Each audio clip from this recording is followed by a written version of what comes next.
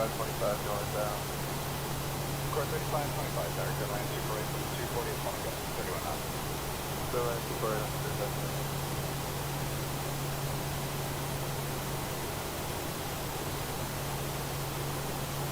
Good afternoon, good 1784 for 2284, good land 248, wind 240 at 20 gust 31 knots.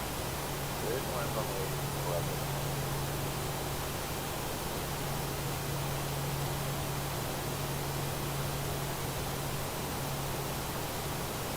Score 3525, exit rate 21 knots. Exit rate 21 knots.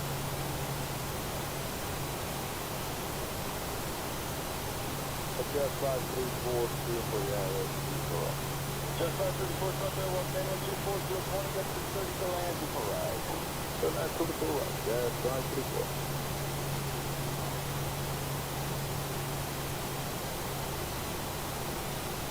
Canada 167, advise rolling wind comp 30 gust for 53. Air Canada 167, we're rolling runway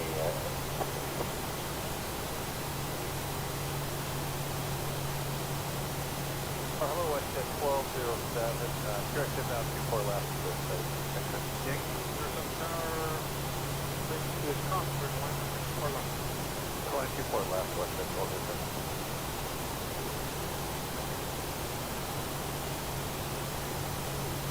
Air Canada 167, switching for departure. 1287, what you say? Thank you.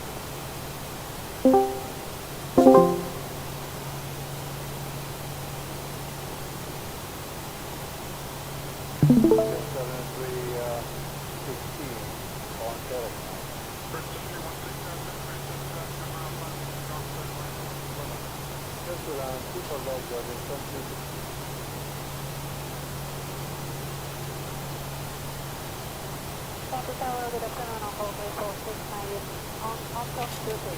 Upper 3169, car, number 1, runway 23, inspection program, about halfway down. Okay, ma'am, continue number 1, hold 3469.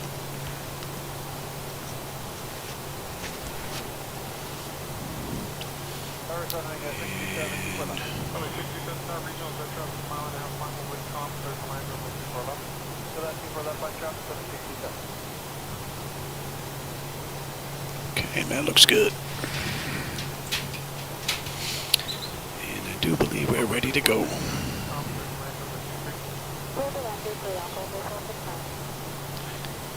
Yeah, that's set, you're set, that's set. Hey everybody, welcome aboard. Tonight, I'm running a flight into Moscow. I'm not even going to try and pronounce those airports, but we're in Georgia, and we're going to head on over to Moscow. It's a few hours. This is a decent ride. I want to give it a nice run. And I made some changes up to the front, so I'm hoping that that is going to get rid of my crackling issue that was going on there. With that, let's go.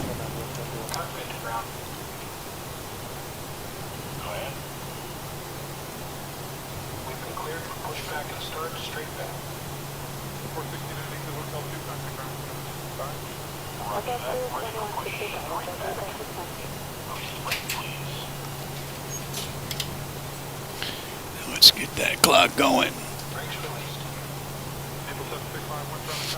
Oh.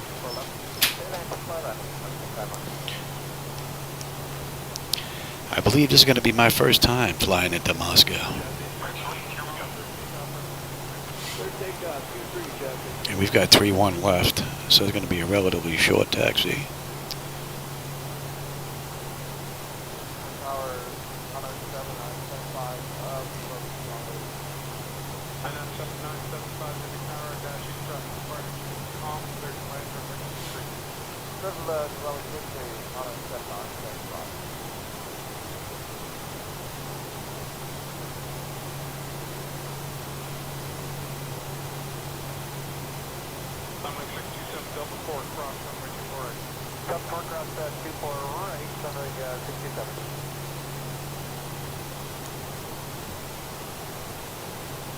Tower crew 23 Island 24 left. 1623 heading around tower, 135 traffic a mile front, start to 24 left. Clear land 24 left, to 1623.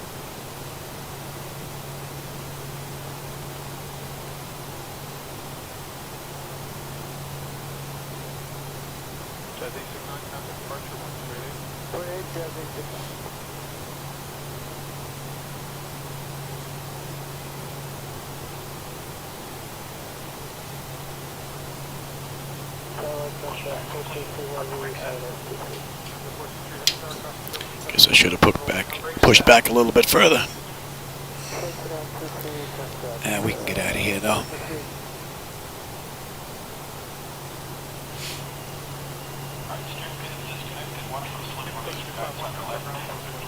Alright, that is done.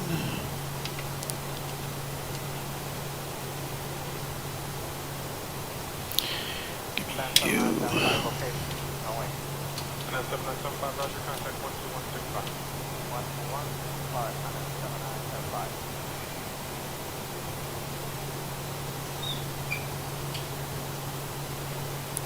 And V speeds have been verified. And recall.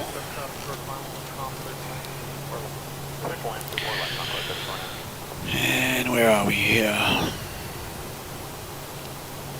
Exterior lights as needed. We are good. APU is off. Master caution recall. Flaps are set for takeoff. Transponder TA auto. Weather radar to auto. Flight controls are free and clear. And we're good to taxi on out of here. 1623, contact ground 21 down, route 1526.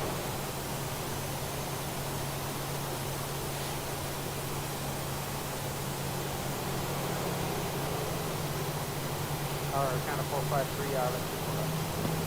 Again, 453, Channel Tower, 200 traffic, 3 miles, 5 Hold on, kind of 453.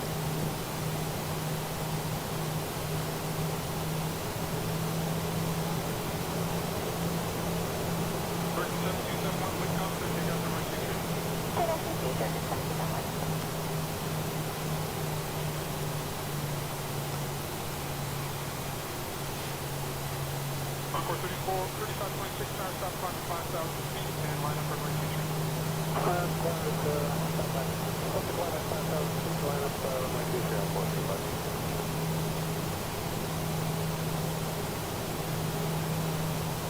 Canada Aircraft Encore 3419, speed down into Delta 4, please, and cross with my 24 right.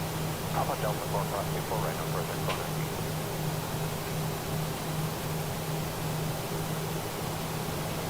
Encore 3526, wing top, and take out for emergency train.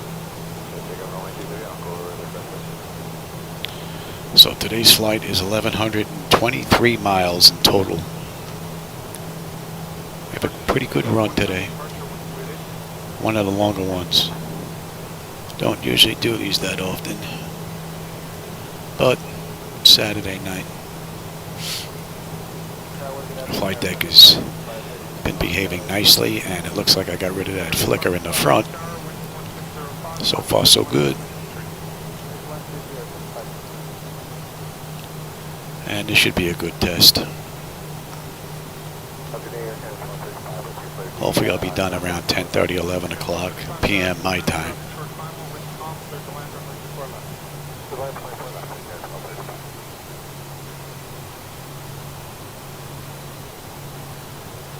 Yeah, I don't think I've ever been to this airport. 3526, contact departure 1288.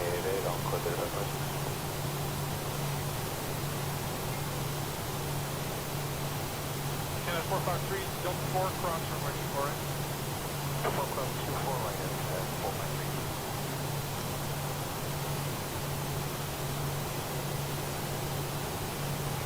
Jazz 649, tower stop climb at 5,000 feet, and line up for my 23. Up 5,000, line up 23, Jazz 649. Alright, let's get ready to get on out of here.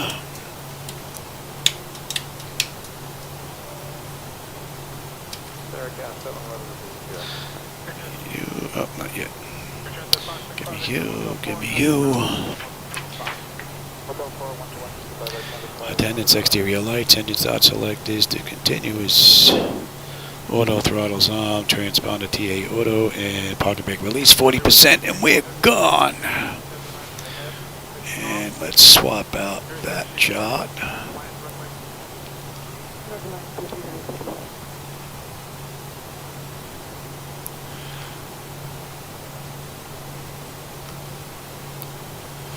Canada 413 is the up here at final. Canada 413 tower, 320 traffic at a mile final, 14049, there's land runway 4 left. No land on the left for Western.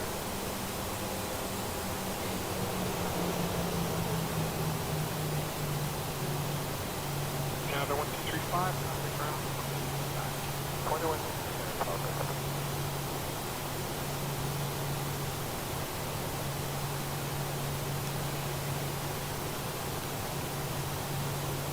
That's 649, contact departure,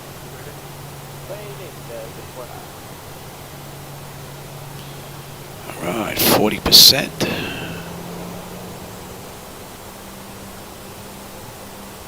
Canada 711, Delta 4, cross runway. Stable. Delta 4 stop for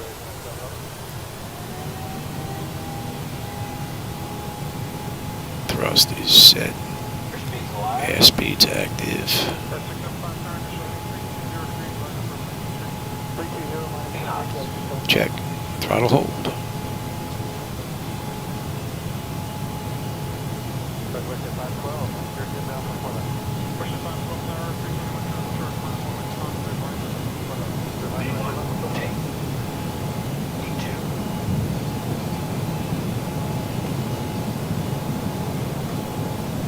Positive rate of climb. Get up. Oh, that's a pretty view right there.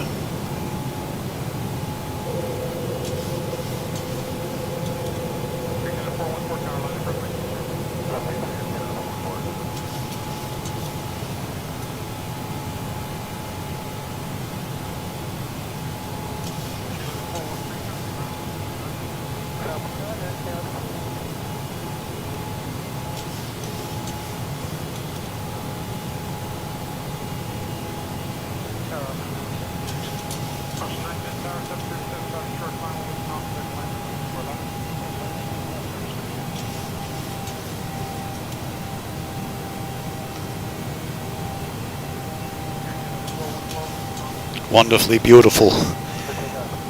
Yeah, I'm in Russia. And not get shot down. I hear that.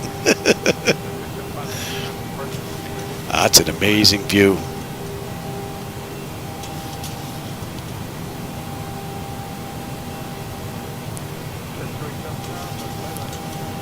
All right, PMDG.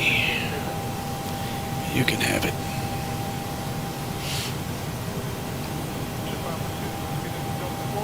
Flaps 1.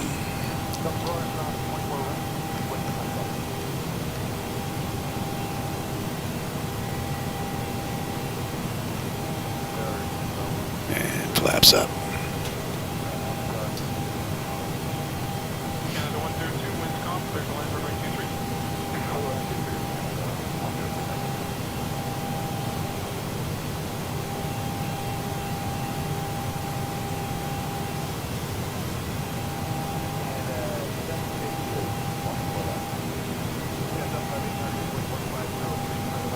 Yeah, 6,500. And we'll be banking a right.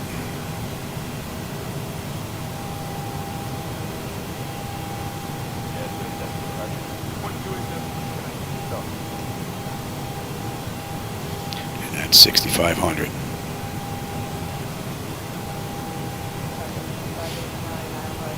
Great view. Man, that looks great.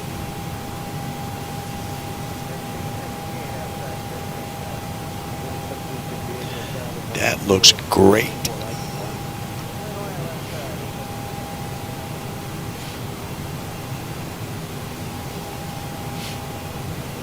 And what's 67 out? I got a ways to bring that.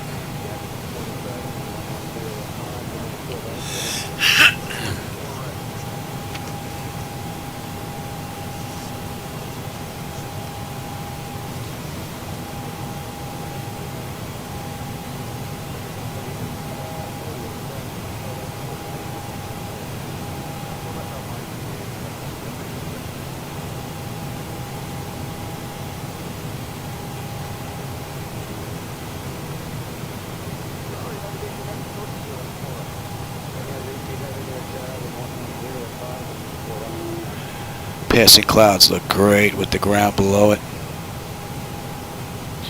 And that's 10.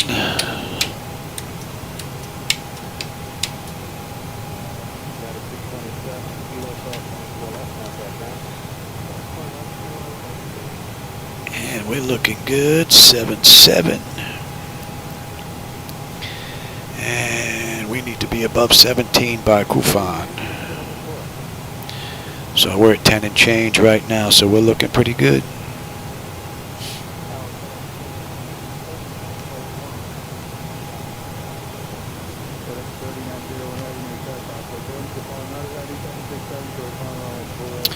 So we still have 1,104 miles to go. So we're going to be in here a while. We've got 116 miles to top a climb.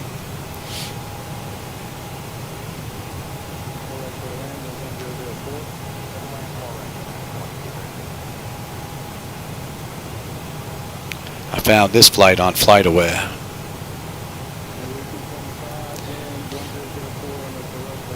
And then pieced it all together.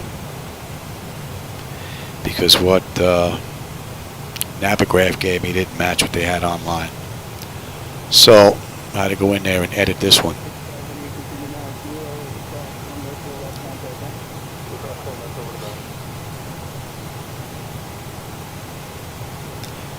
And we're pretty smooth, so they can run around.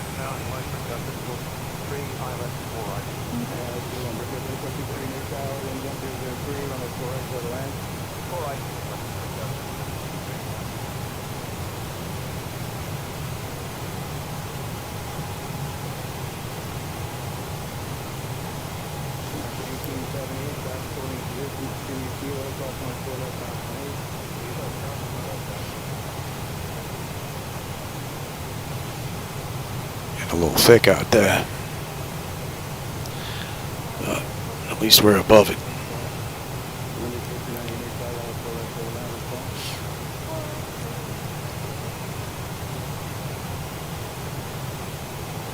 What are we cruising at here? Yeah, no, we're not. We're going to bump that up.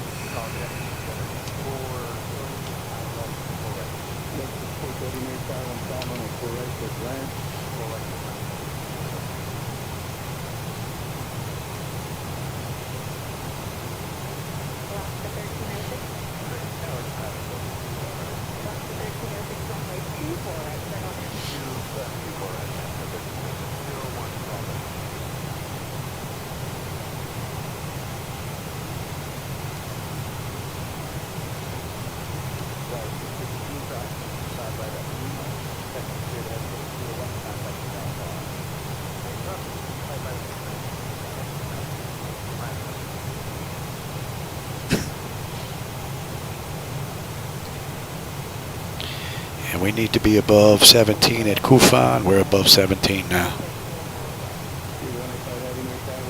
So that constraint is met. And that pretty much puts us at the end of that chart. That's it for the SID out of Georgia.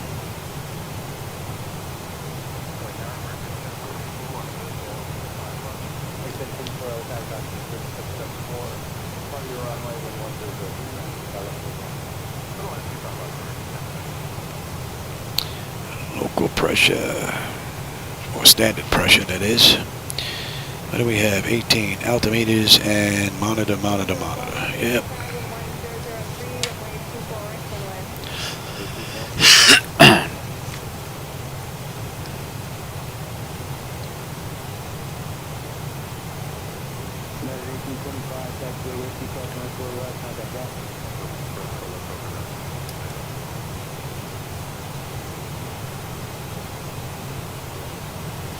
$95 miles to top of climb, and our cruise today is 36,000, and we've got 1,080 to go.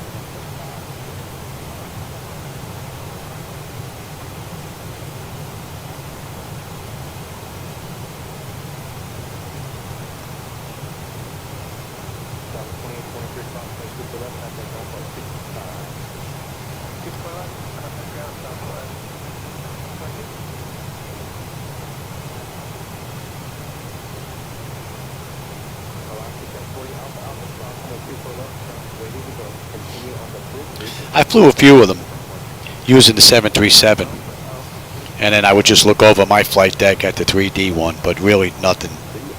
Only when I'm doing testing for the most part. And most of that was done in X-Plane when I was working on night lighting effects and whatnot. That's usually when I ran the other aircraft. I even used this as a helicopter setup a couple of times.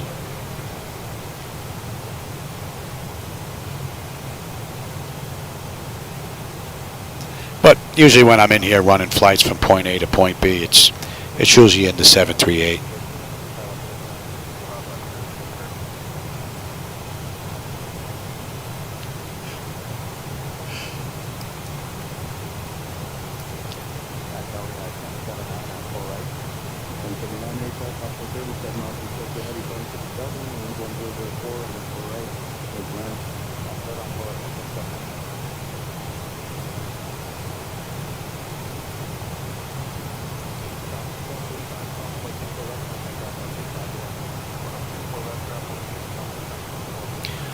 So far, SU-13 has been playing real nice. I haven't seen anything that was an issue. One of the Windows updates screwed with my settings, and that seems to be back now. I was getting some stutters earlier, and that's now fixed, so it wasn't Microsoft's update. So, no ill effects that I've seen so far. Mountains look pretty wicked.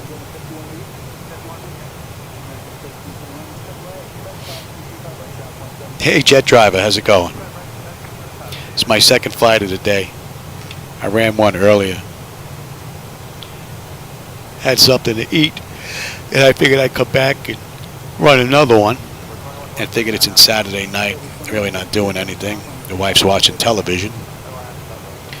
Figured I'd come in here and run a decent flight. So I'm in Moscow now. Well, I'm heading to Moscow now. I still have a little ways to go. We're still over 1,000 miles out. Matter of fact, Kufan just puts us on the end of the SID out of Georgia.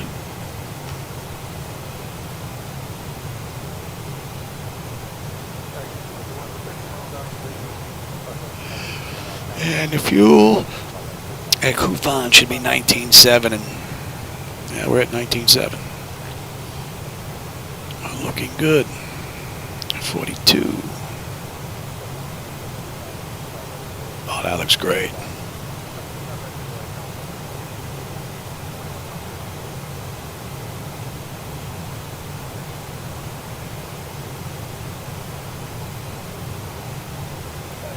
Would be nice if they were just a little bit sharper, though.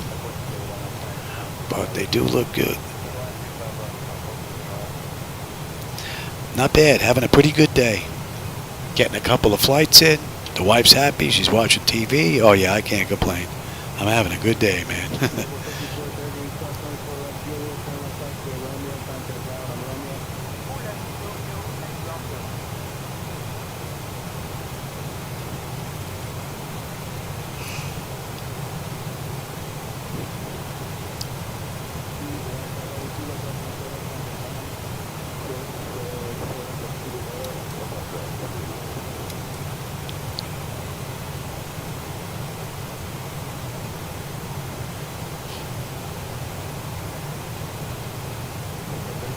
Hopefully this will be a nice, uneventful flight.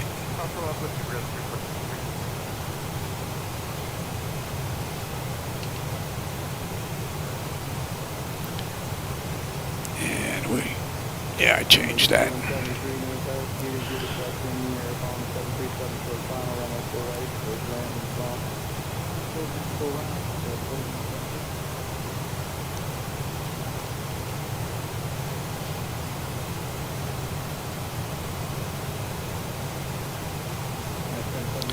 It's time for a little AC in here. Getting warm.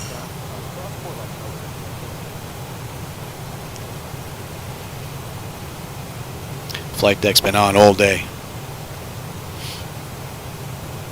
Between running last flight, this flight, doing some fixing to my front monitor. She's been on all day.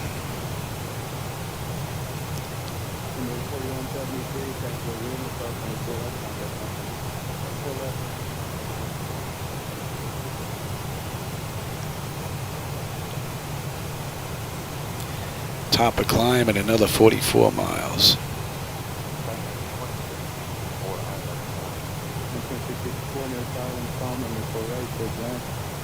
Oh, you watched that sunrise? Yeah, that sunset landing into LAX? Yeah, that was pretty cool. The edits that gentleman worked on were amazing. Dusk and dawn are just at a whole new level now. It would be nice if Asobo actually adds those numbers to the EXE file instead of us having to do it ourselves every time there's an update. Would be nice if they did it in-house because they just look great. I haven't seen any ill effects at all, and I've been testing since I put that edit in the other day.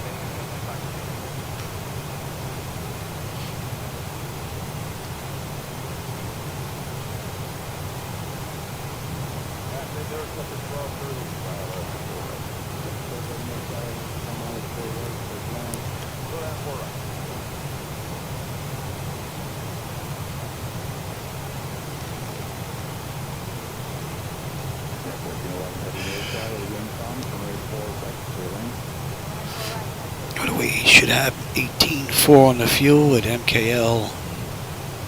And we're at 19.1. We're doing fine.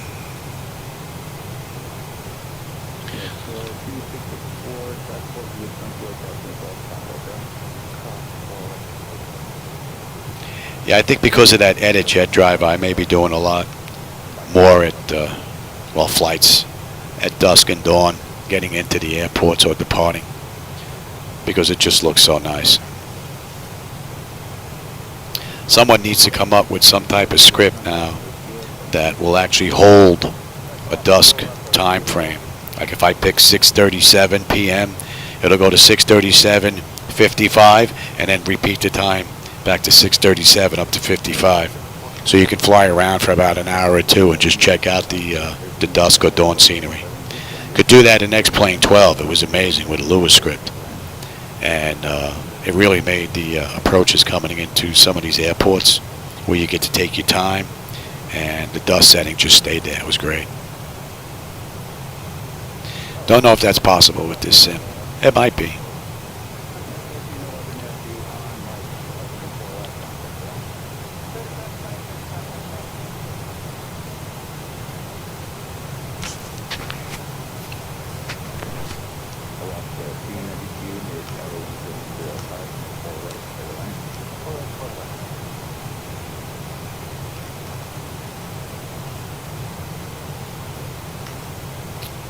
So we're coming up on just about 1,000 miles to go.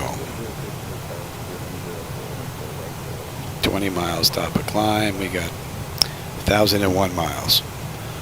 So, gonna be in here for a while.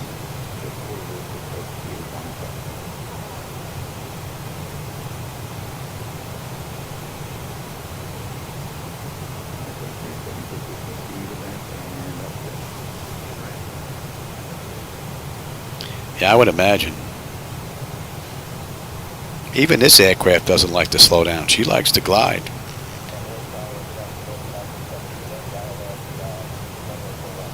When they worked out the aerodynamics on these with the computers, they did a heck of a job.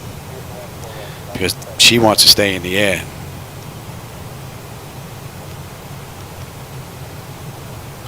But I would imagine with all the computers that are on board that bomber, it's got to help out immensely.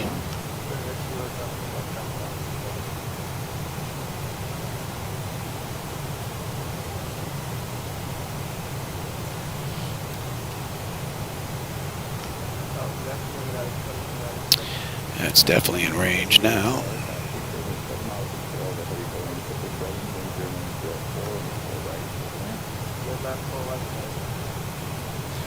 Pretty clear out now. Whatever it was, looks like we're passing it.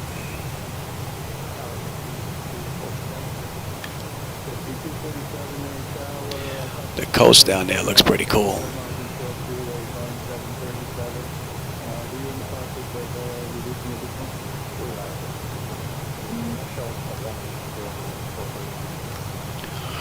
Would be nice if that camera went to 4K, but it doesn't, unfortunately.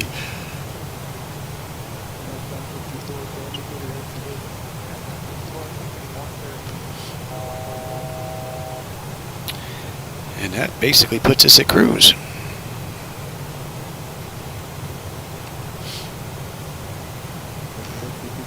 So 28 minutes from the gate, 22 minutes from entering the runway, and we're at cruise. Not too shabby.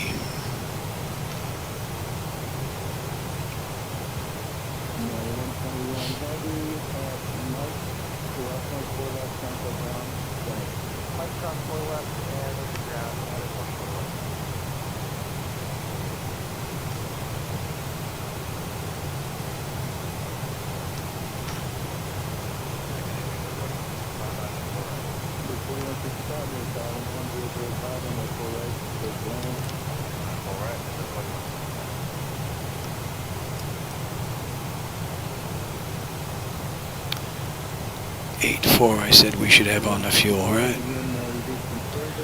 And we're at 8.5 right now.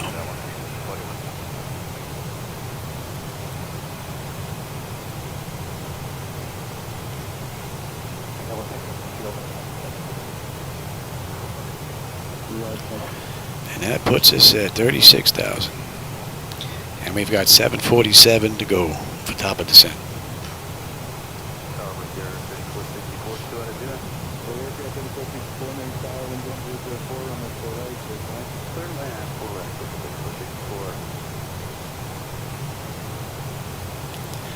Creep on up to Mach 0.8, baby.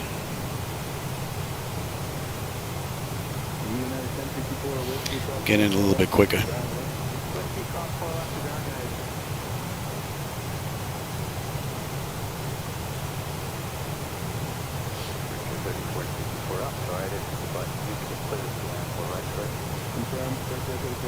Should be a nice view out that window on this turn. We're just about right over the coast.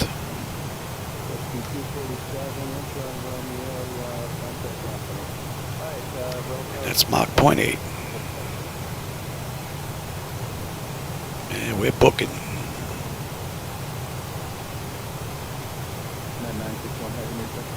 .345. Oh, that's a cool view.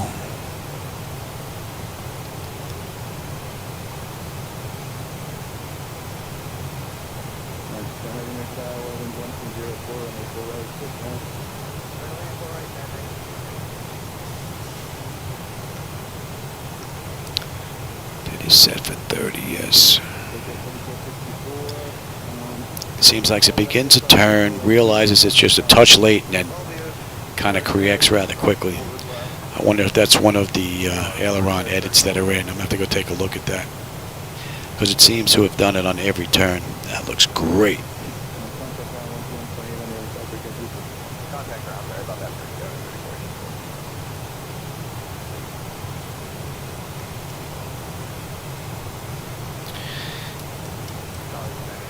And that was what? 44 out. And 345. Very good.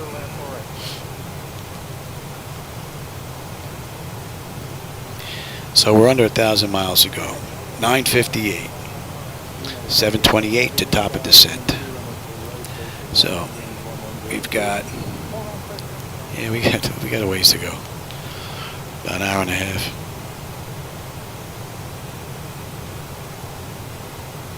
Hey, Paulo, how's it going, man? Glad you joined the ride for a bit. Nah, things have been pretty good today. Nice mellow day.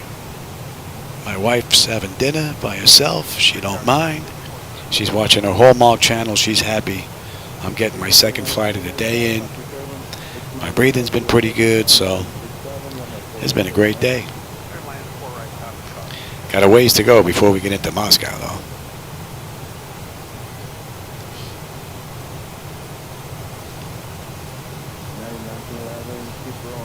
Yeah, 2 is right.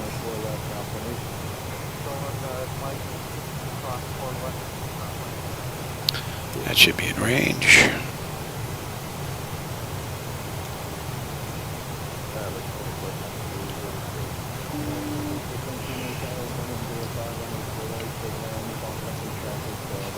I think the only chair in the house that's a little more comfortable than this one is my recliner. Other than that, this is the chair. This puppy is basically set up for my back and everything else. This is a great chair.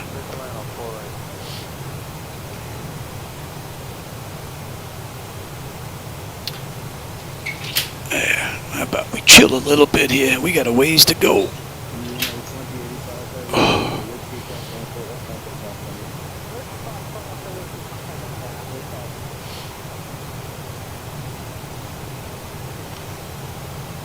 What are we looking at? Yep, we got a ways to go.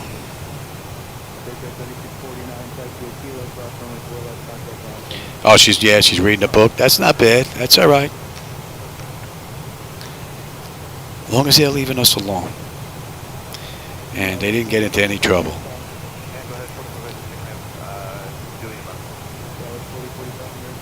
So my wife can't get into trouble when she's watching the Hallmark channel.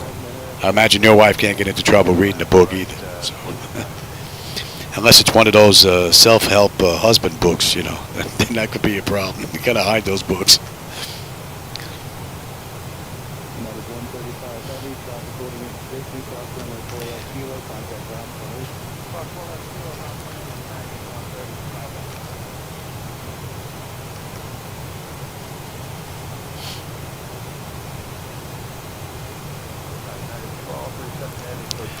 So far, man, this has been uneventful.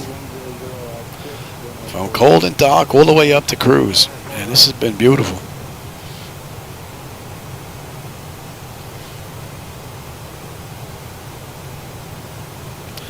I have my drink. It's topped off. I should have brought in some snacks, though. That is one thing I did not do. Should have brought in some chips. I don't eat or drink in the flight deck. I'm a little clumsy when it gets to that kind of stuff, and my luck, I'll spill a drink all over the place. And I think I'd look a little ridiculous with a sippy cup.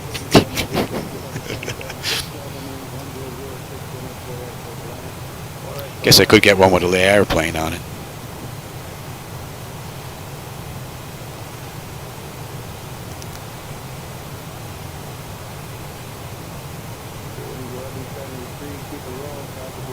Oh yeah, having a great time today, man. Having a great ride, Paulo. Be nice if it was like this every day, but I have to go out and mow the lawn every now and then.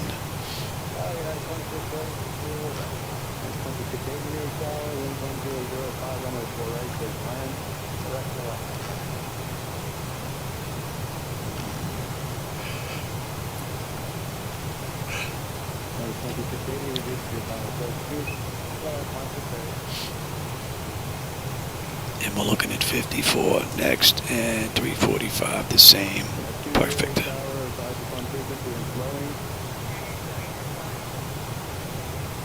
Oh, for you it's past midnight? Yeah, for me, what, it's a little after 8. It's 10 after 8. I figure I'll probably get in 11-ish, somewhere in there, my time. Then I'll go have my midnight snack. And then button this all down for the evening. I pretty much have my routine. If I have trouble breathing, I do my medications, and then I watch television for about an hour and a half, 2 hours. Oh, he was on Discord today, or you talked to him on the phone? Yeah, I know he's on Discord. He's got a video coming out tomorrow with some updates that he's been working on with the device interface manager. Nice guy.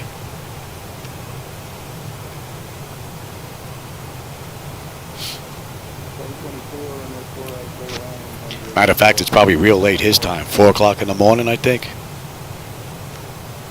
2 in the morning, somewhere in there.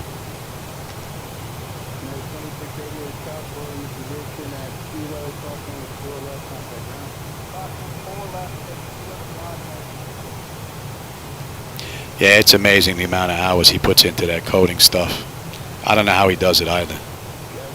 On Discord, yeah.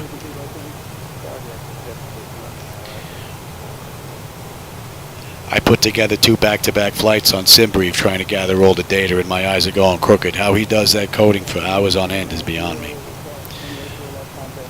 I think they're a special breed of individuals that have been created just for coding.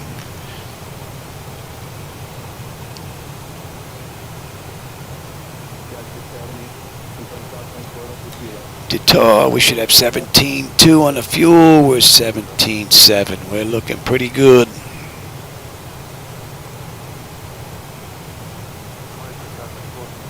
Oh, so he's 2 ahead of you, so that's 2 a.m., yeah. So he's 6 in front of me, as far as the time is concerned, yeah.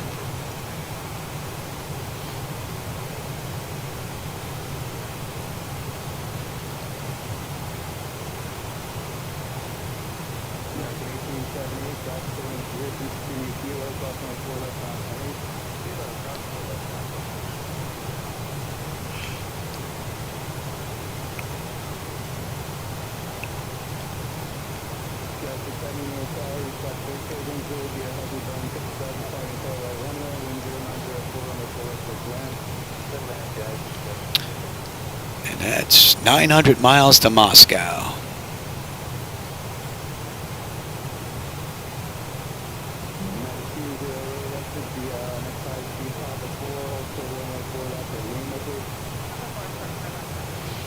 Yeah, got about 2 hours, 2.5 hours to go. All right, Paulo. I'm glad you stopped in for a bit, man. I hope you enjoyed the view. Always enjoy the conversation, my friend. Always. Happy landing. Yeah, that's the important thing on the back end. Anyone that I can walk out of the garage away from is all right by me. So, as long as I don't fall getting out of the flight deck. The flight deck is, 3 feet off the ground. I have to step down.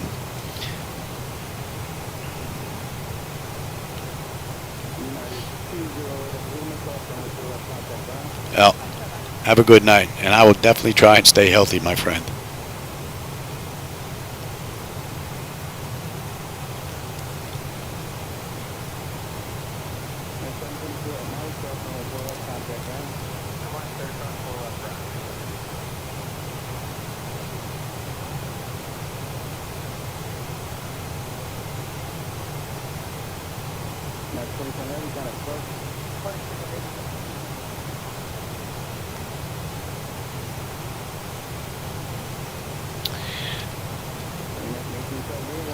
Max is 384.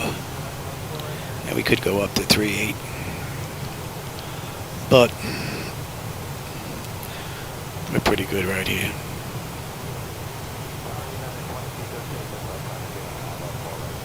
Interesting. My winds are gone.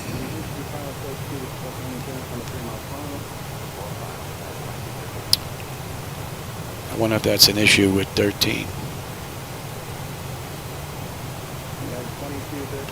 They were there a little bit. They were there a little while ago, but I find it hard to believe that there's no wind up here.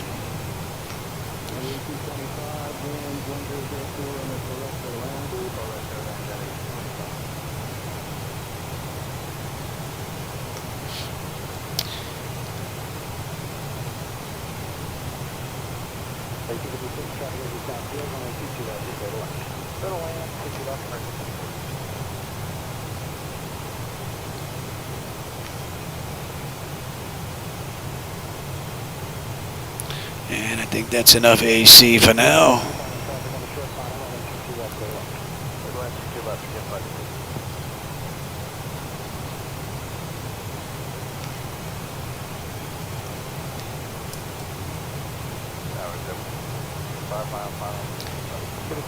And 17.2 on the fuel with 17.3. Beautiful. And okay.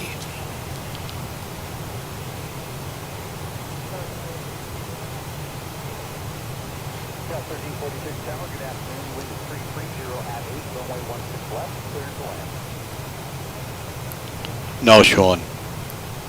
No, everything in here is from Flight Deck Solutions, with the exception of some gauges from Flight Illusions and the throttle quad, which is from Jetmax.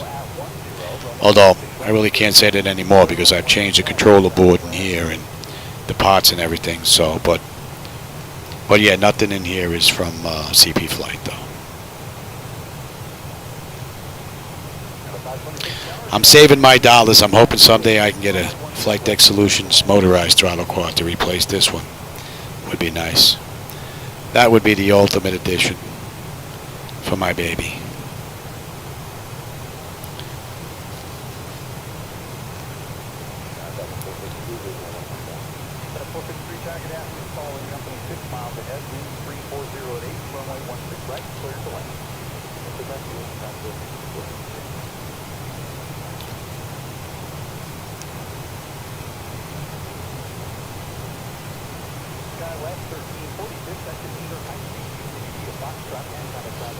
And that's going to 44.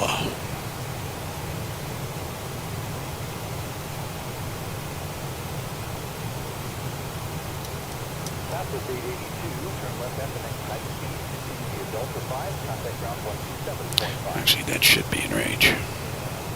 Yes.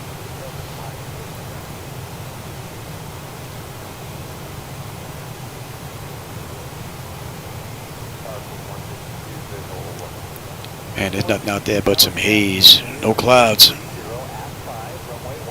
The moon looks pretty cool up there. I don't think you can see it yet. Nice.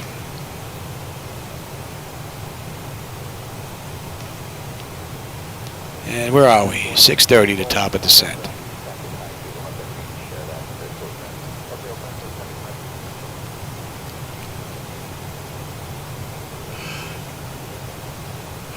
And we're what now? Let's see. About hour 15 minutes to top of descent. Hour 20 minutes. Ways to go. So far, nothing unexpected. That's 45 minutes from the gate.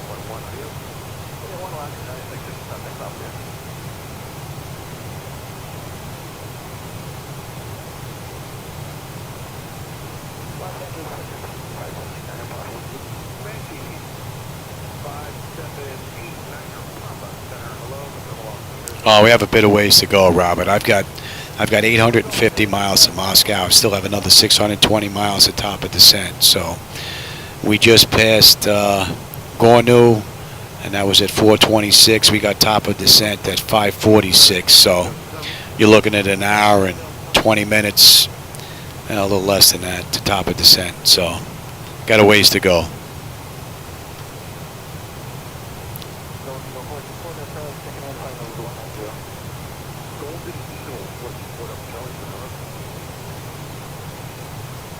Oh, thanks, Roberto. I appreciate that.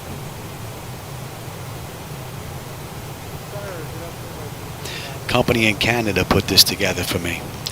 Built this professionally from Flight Deck Solutions.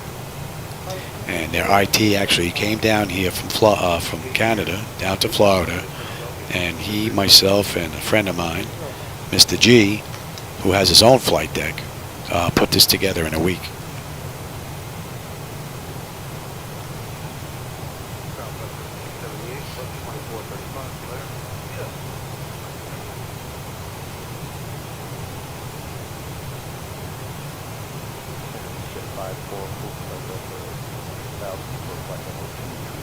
And that was over 8 years ago now. And she's still going strong. Have a couple of issues I have to work out, but nothing big at all. So they make some quality equipment, no doubt about it. And their tech support is second to none. Absolutely delighted I went with that company 8 years ago. And I do it again in a heartbeat. No, the only thing I flew in the real world many years ago was all the small stuff. 152, 172, 182 RG. Up in the New York area, New Jersey. Teterboro, out in Long Island. American Flyers, I don't know if you've heard of them. It's a Part 141 school up there. I flew with them. And then a little mom and pop school out at Teterboro, Part 61 school. Long time ago.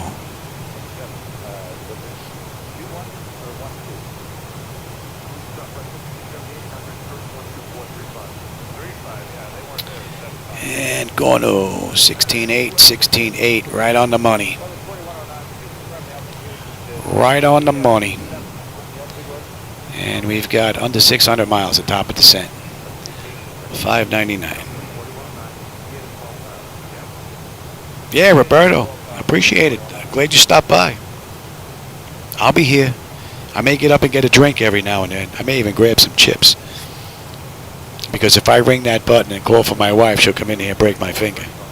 She already told me. A friend of mine, when we were setting this all up, he says, oh, you should set up that attendant button so it rings in the kitchen for your wife. My wife looked at my friend with this look that went right through his skull.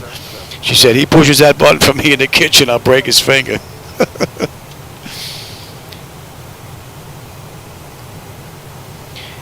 You had to be there because it was spontaneous, it was unrehearsed, and it was the look.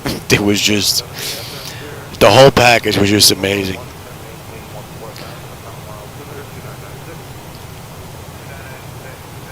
So needless to say, that button is not hooked up to my kitchen, to any speakers.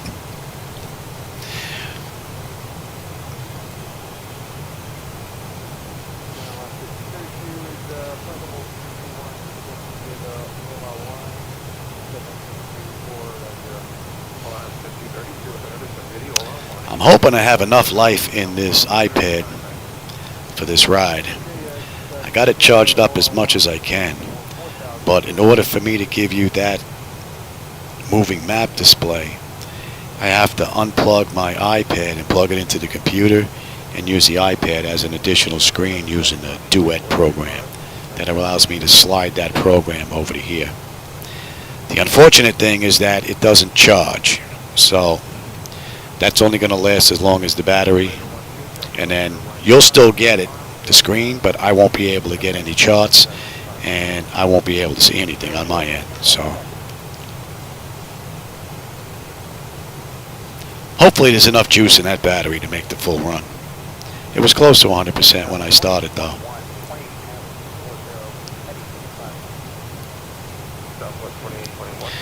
Legum, we should be 16.4. And we're 16.6.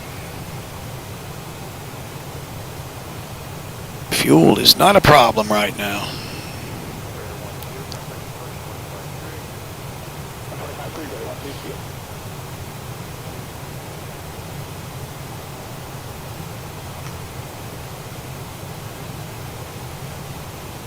6770, approach 28-1. 28-1, just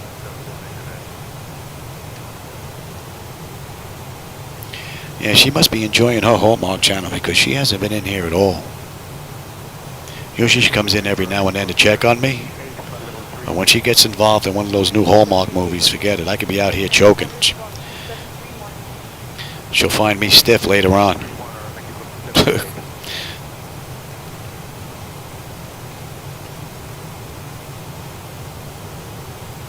Southwest 2821, direct Jack, cross Jack, Tennessee City, Lindbergh 2997.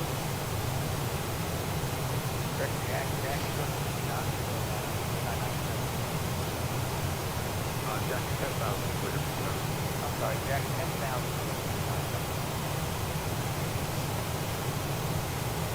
And that makes 800 miles to Moscow. Southwest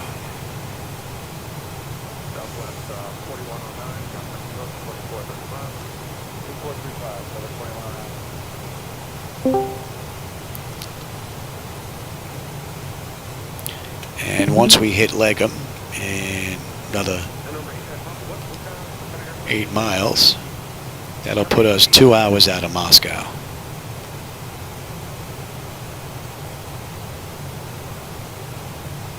Number 8 and a Papa, contact Comfort, Southwest 26.7, have fun at base. 126.7, 8 Niner Papa. You might. Okay.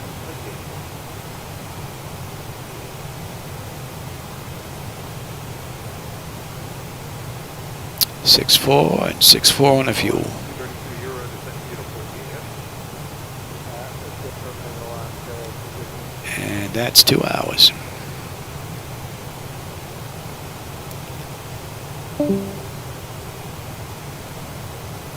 And we've got an hour and 15 minutes to top of descent.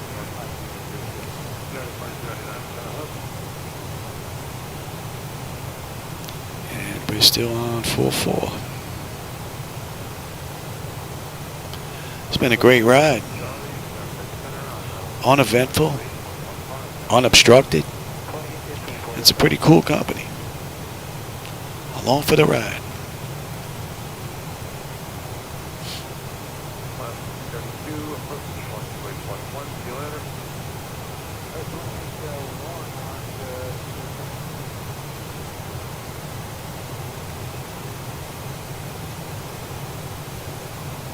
Well, that's lit. I thought for a minute that wasn't lit.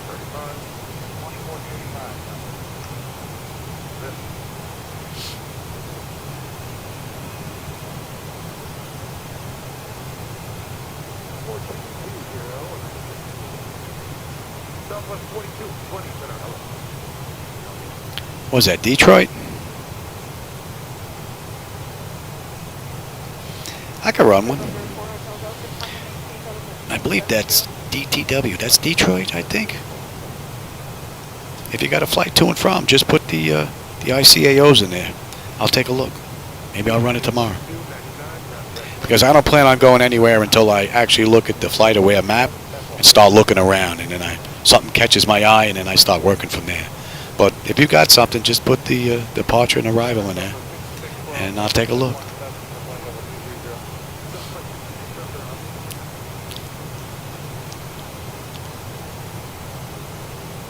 Detroit, yeah, okay, that's what I thought.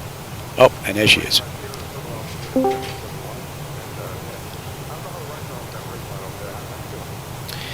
And 323. You didn't need me, right? Nothing. You didn't need me, right?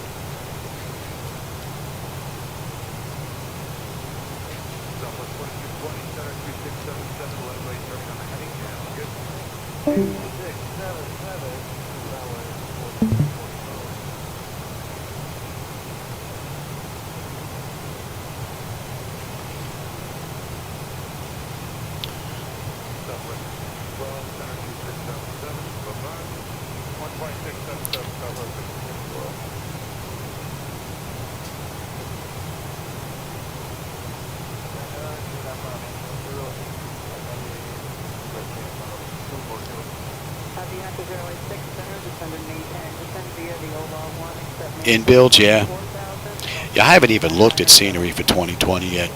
I've been so busy trying to get the hardware and the software working, and I'm still not done with the gauges, that I haven't even begun to look at that.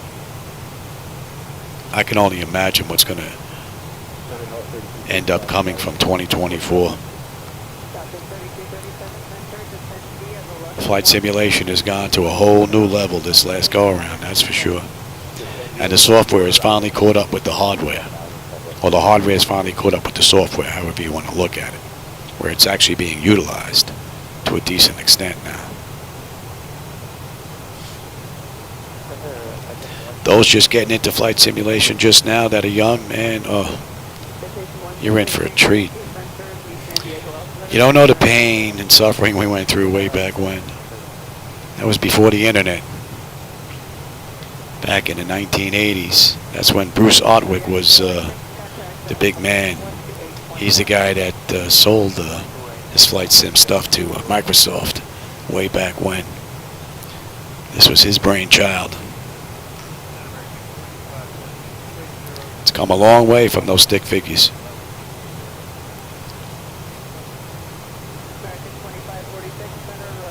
And to think I've almost been flight simming for 40 years. 38 years, man. It's a lot of miles. And 16.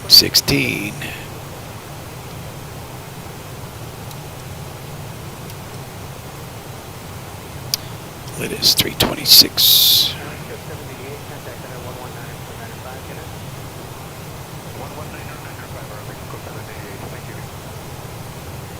Yeah, I still have all my stuff in Tupperware containers. All of the boxes of all the flight sim software that I purchased. Back then, you actually got manuals. I mean, thick manuals with some of this stuff. I have a ton of stuff. 5 1/4 inch diskettes, as well as the 3 1/2 inch hard diskettes.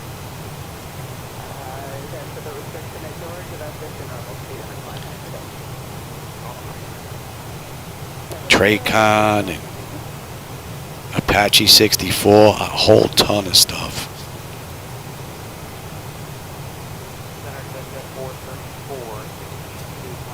Yeah, Sublogic. Sublogic was big back then. They made a lot of add-ons too. And I have their stuff.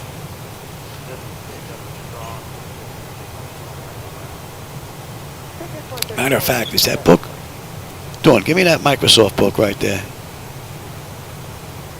This is my first flight simulator right here.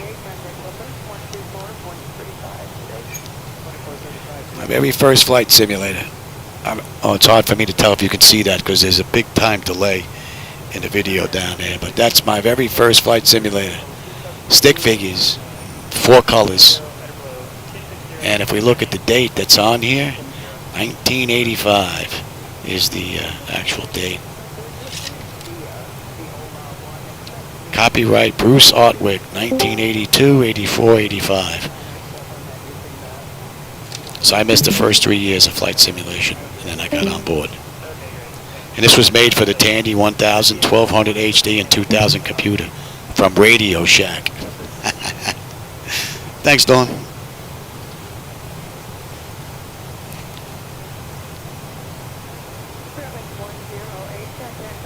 Yeah, the Commodore, that was another one back then. Yep. Oh yeah, I'm just seeing the book now.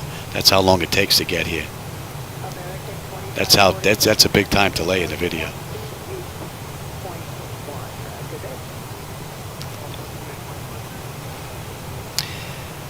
It's amazing how it's grown from that one book to this.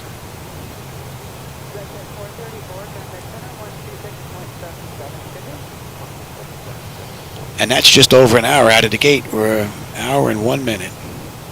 55 minutes since we entered that runway. And we're looking at 505 miles to top of descent, 734 to Moscow.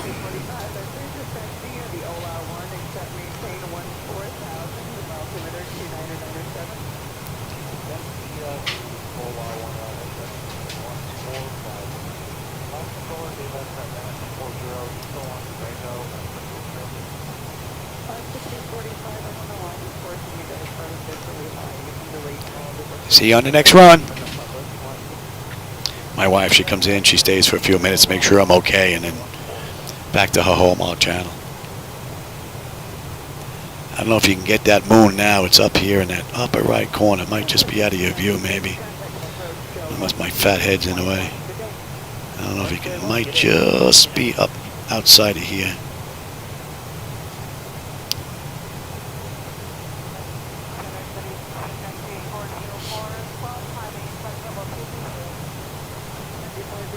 The Apple IIe, yeah.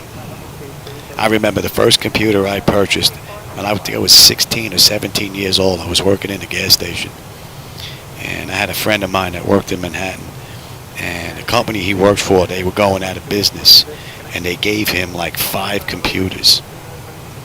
And my first computer was an IBM 8088 with a monochrome monitor, and it came with BASIC and the green screen and had the big red button on the side to turn it on. And 2 full height 5 1/4 inch drive bays. I paid $500 for that computer, and it was an amazing buy back then.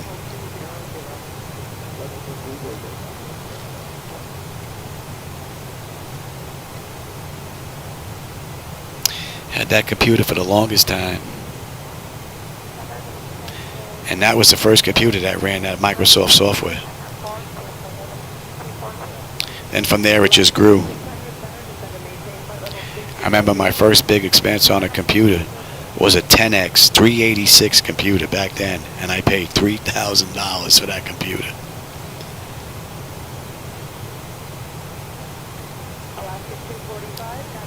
Many years ago.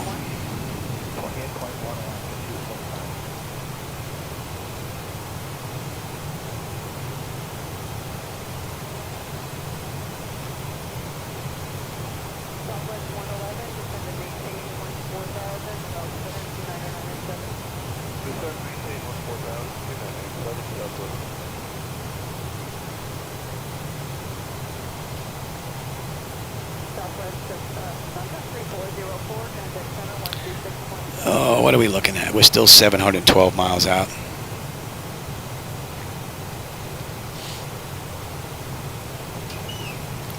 I know some of you may be joining me from Discord, but the Discord chat's been turned down. When I was setting up my flight, I had it on. A couple of kiddies were acting up, so I had to turn that off. If you're looking to chat on Discord, sorry about that.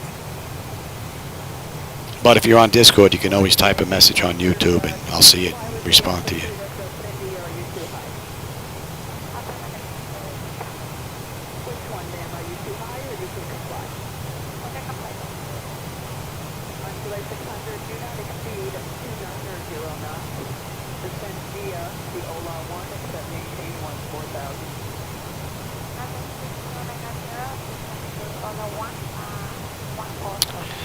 Let us. We should have 15.3 on the fuel. We're at 15.3 right now.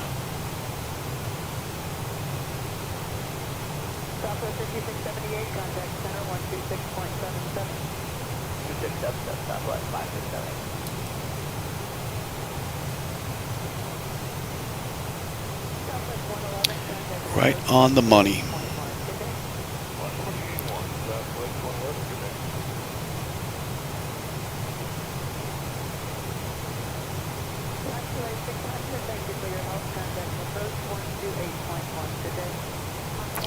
Yeah, you know, this last go around has really been an improvement in flight simulation as far as smoothness. And 2020 is just amazing to me.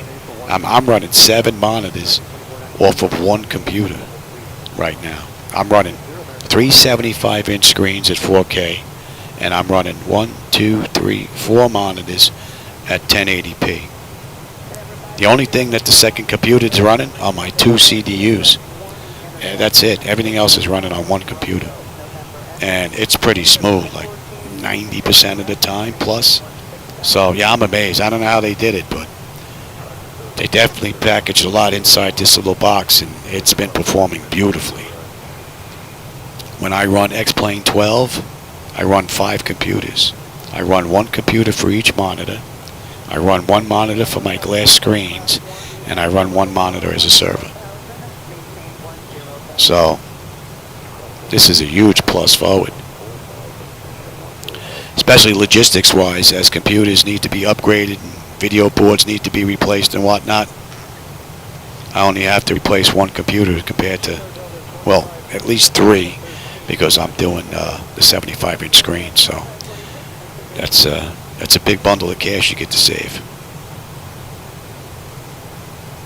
Oh yeah, I've got an Asus 4090 tough board in there that runs the 3 75-inch screens and runs my primary flight display and nav display. Those are the 4 monitors. And then the other 2 monitors are plugged into the motherboard, because the motherboard has a HDMI connector and a DisplayPort connector. So those 2 are plugged into that. And then I have my lower screen connected to a VGA to USB 2 or USB-C. And that's plugged into the computer as well, which gives me my 7 screens.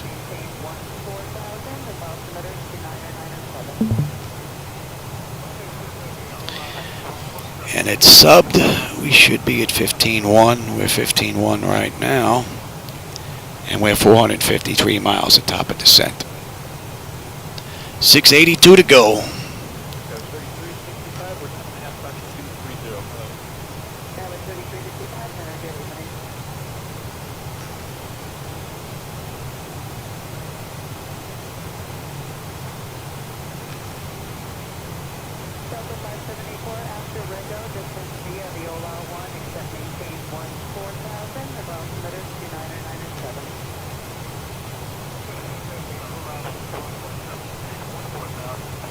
You guys get to see my CDU. There you go. Here's the progress page. And you can see top of descent, 545 Zulu, and we're looking at 446 miles till we get there. And the UUWW, that's Moscow. We've got 675 miles to go. And we'll get in at 630 Zulu.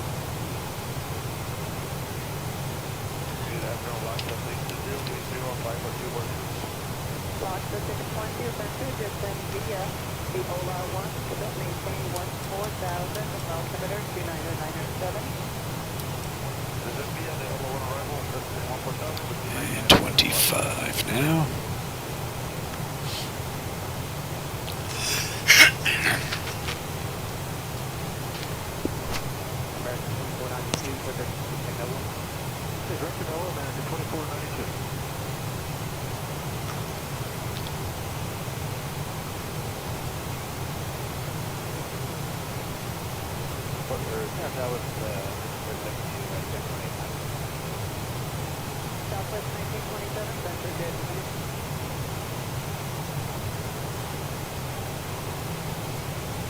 Delta 574, contact approach 128.1, good day.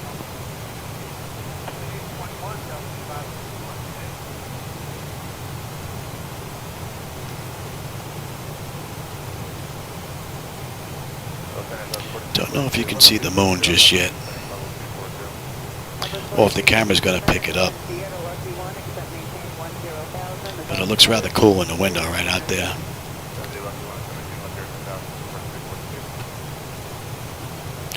I would think that you got a shot of that now, or just about.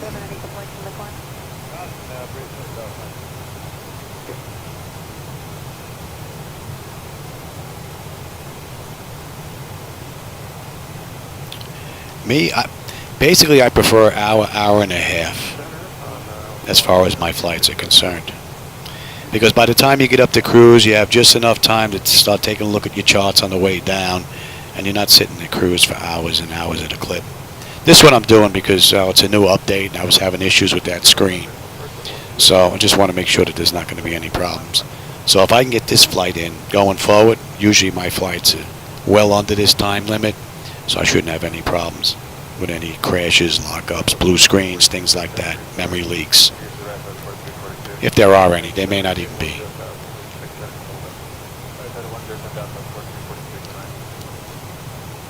So yeah, right now we're an hour and 11 minutes. I'd probably be on my way down on most of my flights by now. But we still have a little ways to go.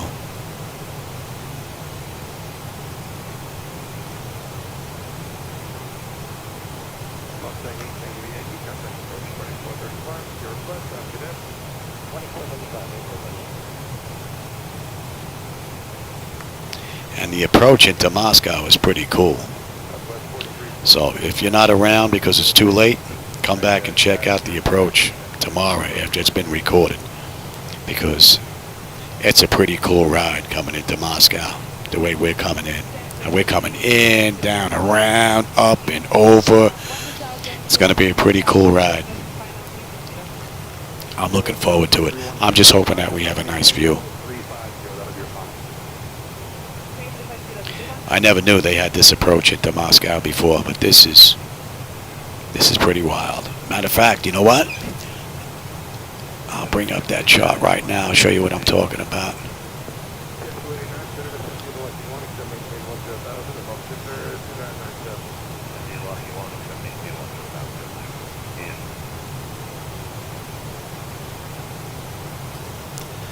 As you can see on that chart, we're going to be coming in on the lower right-hand corner at Olopi, and we're going to follow that all the way down. We're going to make that left, come on back, and then we're going to follow that arc around, make the right-hand turn. So we're in for a nice ride coming in. So if you're not here live because it's a little bit too late, you may want to come back and check that tomorrow on a video, because that's going to be pretty cool. I'm looking forward to that myself.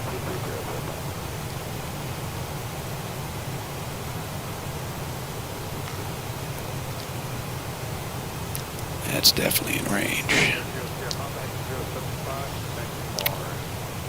14.3, we're at 14.6. Looking pretty good. And just over 400 miles at top of descent.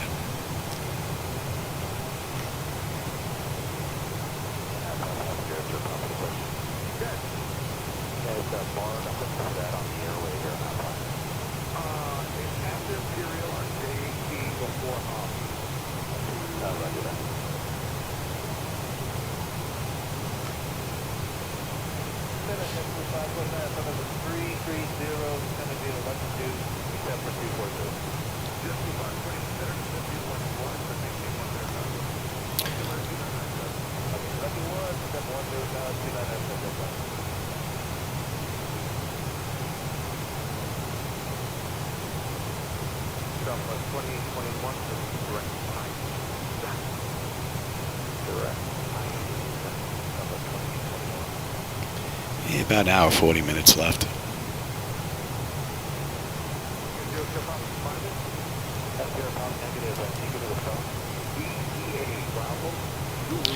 And it's been uneventful so far, this ride. From cold and dark up to now, we're an hour, 14 minutes from the gate. And it's been a beautiful ride.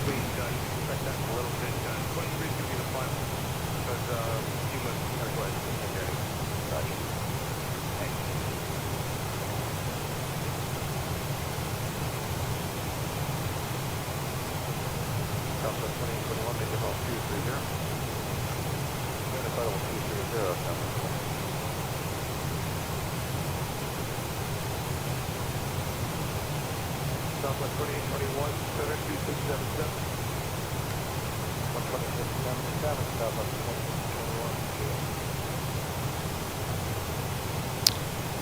2821. And what are we looking at? Fuel at SLK, I said should be 14.3. We're at 14.4, so we're good on the fuel.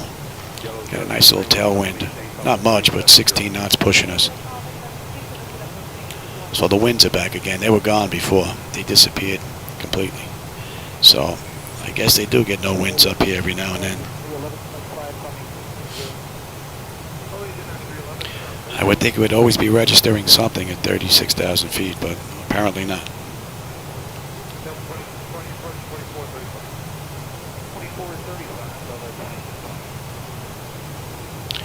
And we're going to continue on N50. Right on up to Mold. And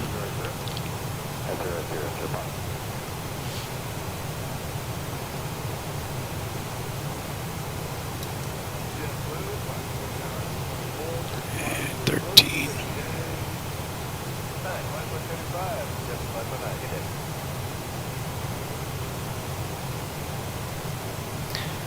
Fuel is right on the money.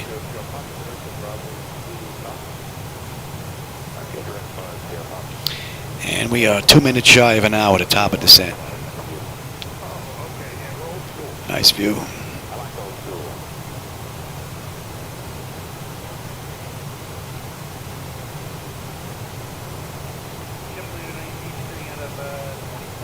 I think I have to take a look at that aileron roll because it starts to roll, stops, and then you get that abrupt hit. So I think there's something going on there. I'm going to have to take a look at that. See if I can smooth that out. All the other edits seem to be working pretty well, especially the tiller. That tiller edit is just amazing. Works great.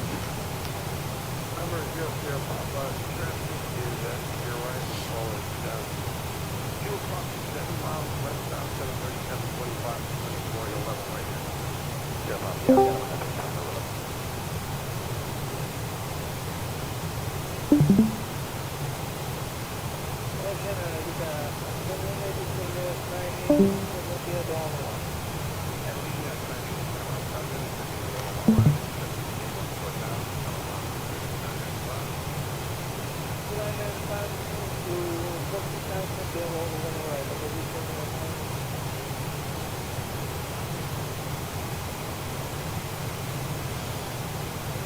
600 miles to Moscow.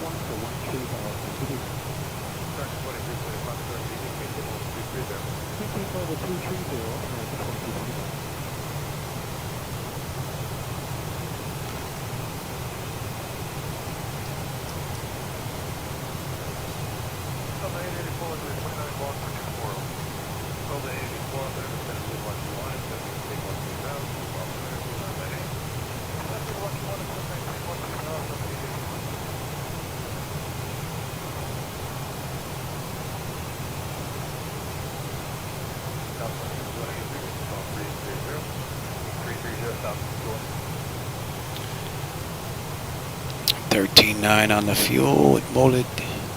We're at 14 now. Very good. Next up is 52.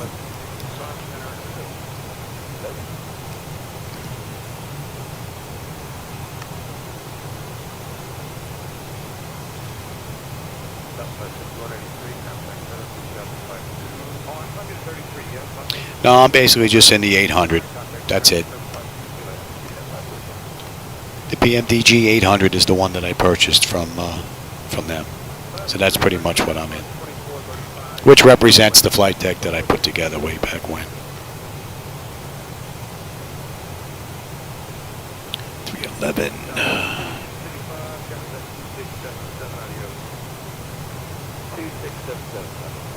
That looks good.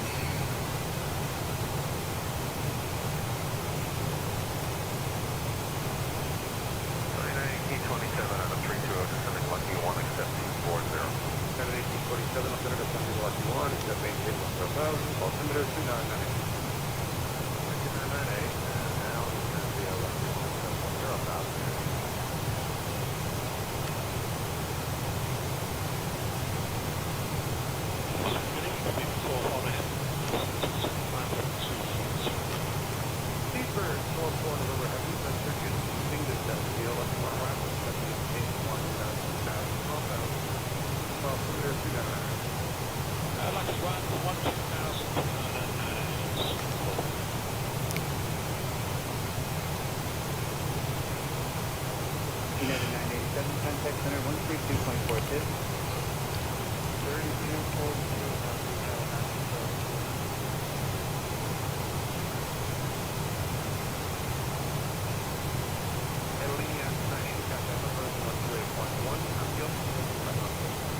128.1 CS.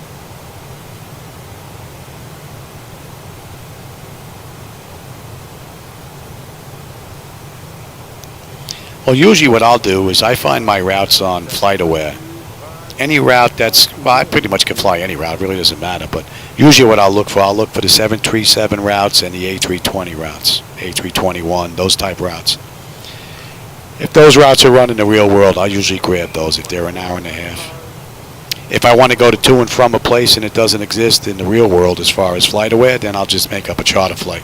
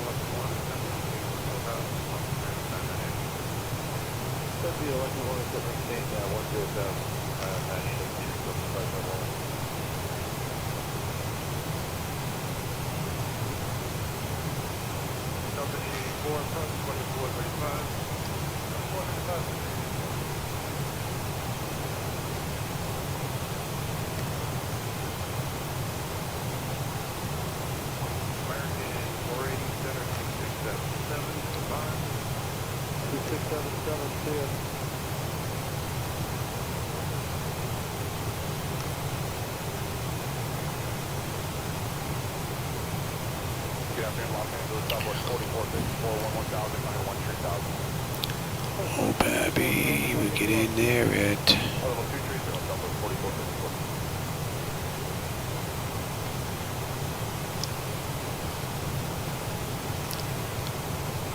Yeah, we're about the halfway point right now.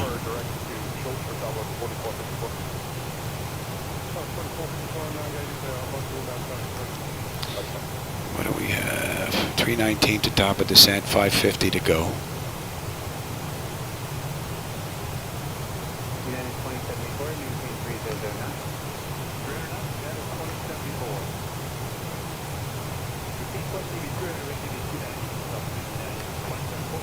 United 2074, maintain 2909 for greater.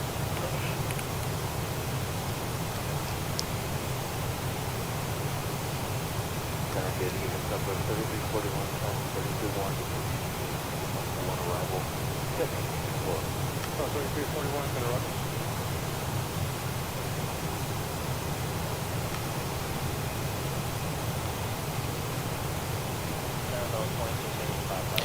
Yeah. 18 knot tailwind helping us along a bit.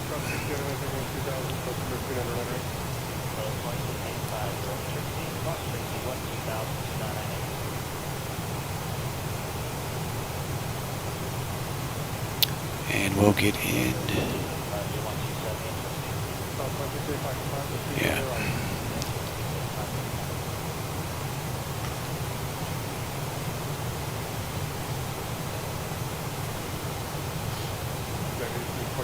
Can definitely feel the headset pressing on your ears after an hour and a half. Well, we're an hour 26 minutes from the gate, but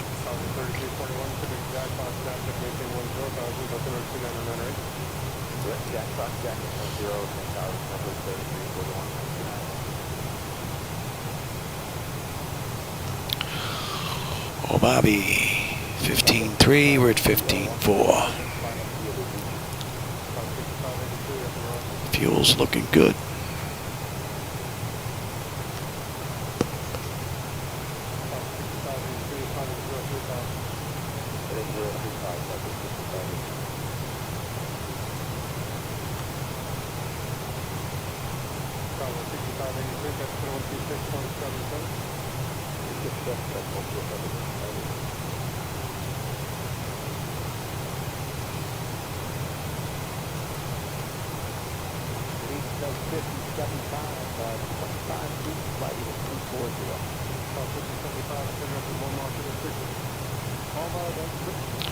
So far that iPad battery's holding up. And we're going to 10 next. And at 80.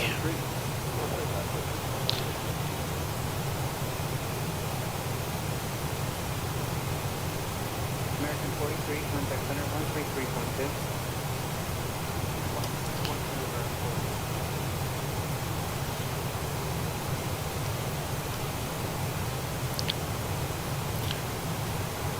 Less than 300 miles at top of descent now, 294. We got 5 1/4 to go.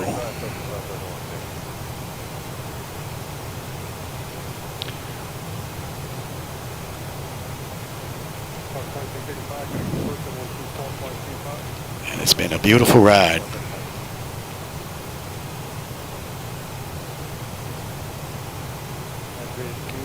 Might be able to make out that moon now, right there in the corner.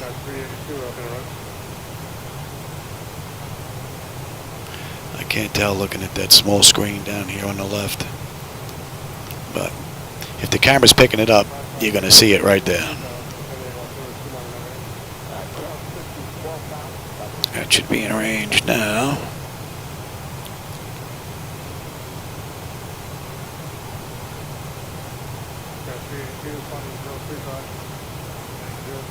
Detroit to LaGuardia? Yeah, I could do that run.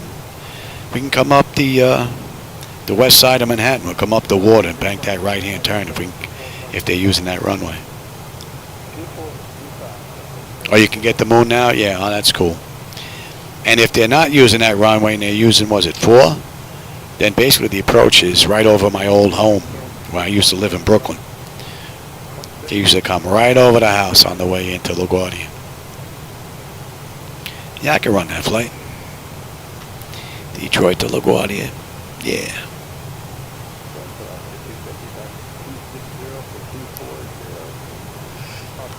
I don't have my pen in here, do I? Oh, I took it out. Yeah, I'll come back. I'll check out the text to make sure. But I'll remember LaGuardia. In Detroit. I don't think that'll be a problem. Yeah, maybe I'll do that run tomorrow. Matter of fact, I'm going to go grab a drink, grab some chips. I'm going to grab a pen. I'm going to go write those 2 airports down so I don't forget. And I'll do that run tomorrow. I'll be right back.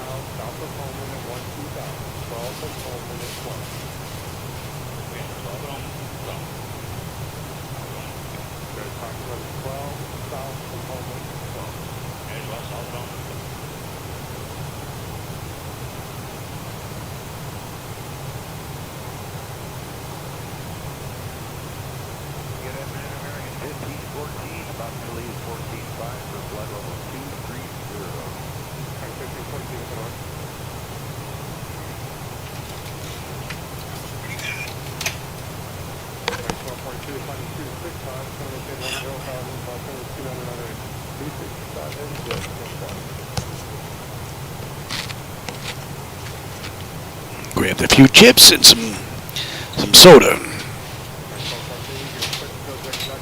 All right. We have Detroit to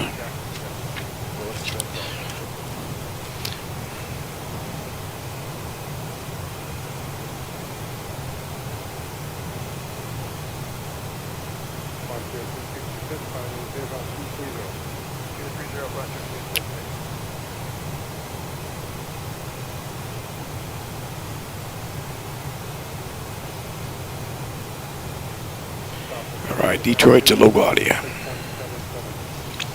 I'll run that one tomorrow. At least that one, if not more. And one.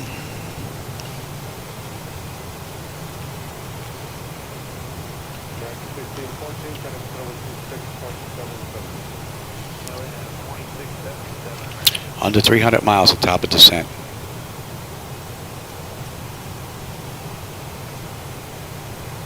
All right. Go give my wife a hand. I'll be right back.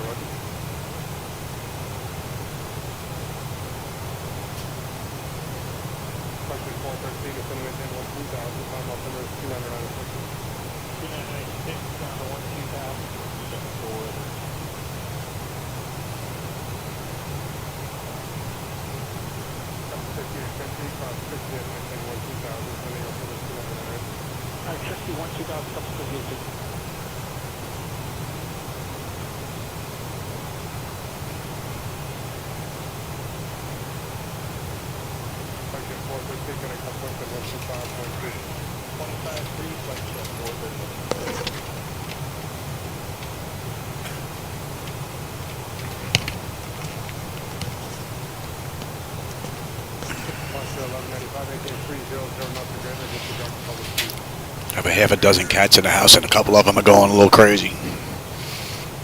The wife needed a hand.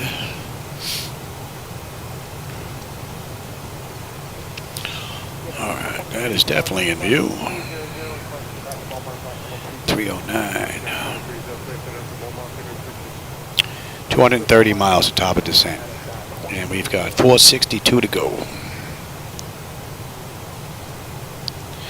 A few clouds early on, but that's pretty much it, man. There's been nothing but a little bit of haze out there and amazing view right out to the horizon. Let's see, Monab. We should have 12.4 in the fuel. We're at 12.6 right now. And we're looking pretty good.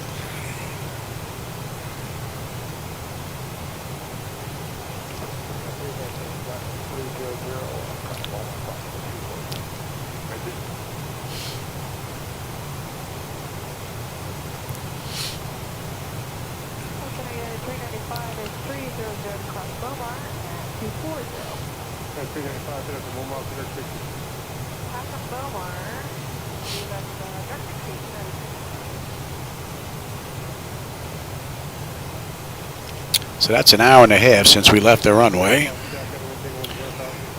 And it's an hour and 36 minutes since we left the gate.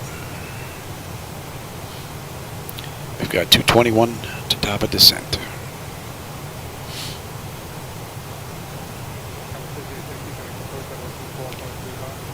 Your tailwind's picking up a little bit. Keep pushing us along, baby.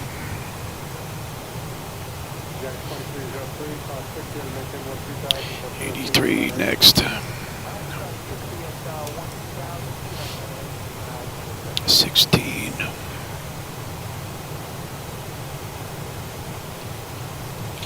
And when do we come up on that shot?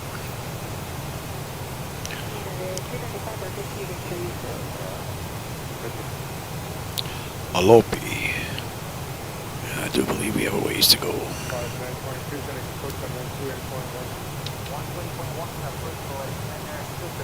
Oh yeah, we got a ways to go. We have a ways to go. 316, and the fuel's 12.4 and 12, right on the money. Right on the money.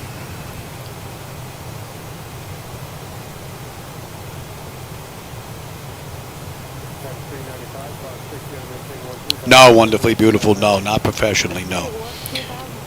Only thing I flew way back when was the small little Cessnas, the 152, 172, the 182, with the retractable gear, the RG, out of Teterboro and out of Islip, Long Island, MacArthur Airport. MacArthur was nice because it had, well, before they built the airport up, Southwest Airlines was the only one that would come in there, and they had a nice little mix of aircraft. And back then, I was a lot younger. It was nice getting up close to that 737, being out on the apron. Pretty cool.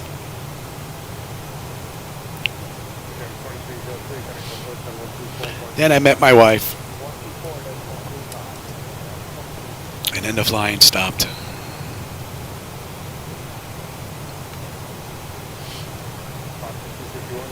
But I have the next best thing now. I roll out of bed, come into my garage, and I can go wherever I want now, which is pretty cool. I don't have to worry about takeoff landing fees. I don't have to worry about maintenance. I don't have to worry about checks. I don't have to worry about any medicals. So it has its advantages, that's for sure.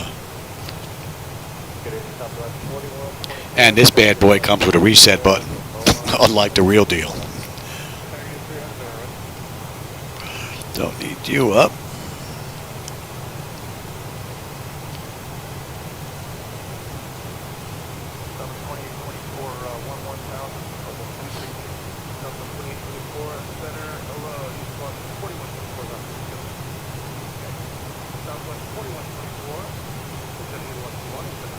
And we're under 200 miles at top of descent now.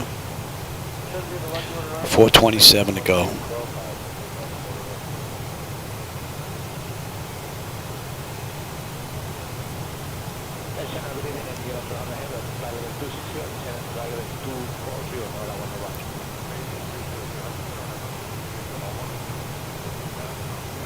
Oh yeah, you're not kidding.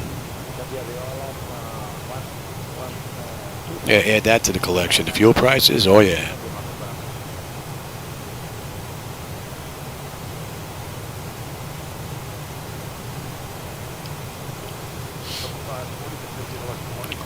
Well, way back when I purchased, back then it was cheaper to purchase block time. Might still be nowadays.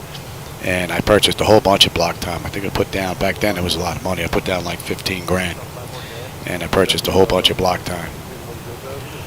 And when I first started flying, that's when my instructor said, listen, do yourself a favor. He said, before you lay down another chunk of money, go get yourself a first class medical and make sure you can pass. So I did. I went. I passed, but the doctor found a few issues that would probably prohibit me from getting into the majors. He said more than likely I'd end up at the regional airlines, and that would be it. So that's not where I wanted to end up. So I ended up getting a job working civil service for the city of New York.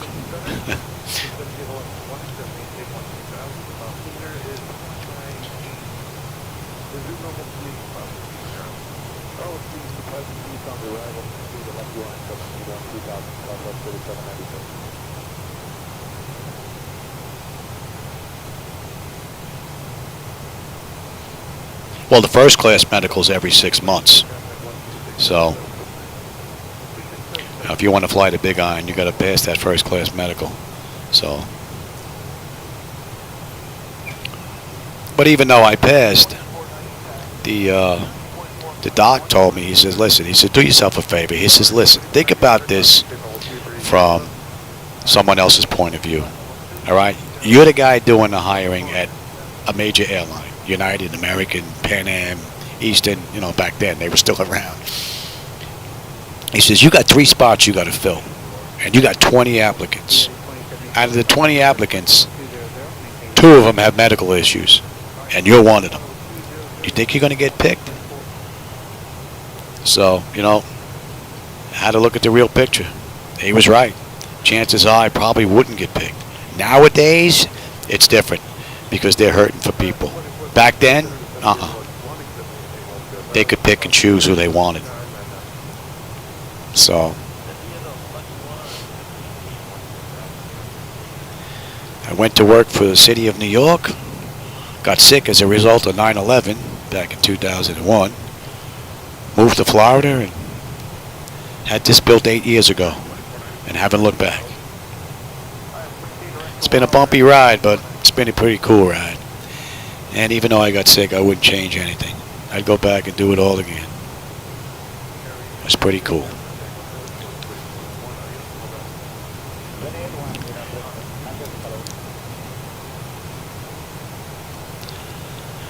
Ringo, we should have 11.5. We're at 11.9. And we've got a $166 to top of descent, and we're under 400 miles now to Moscow.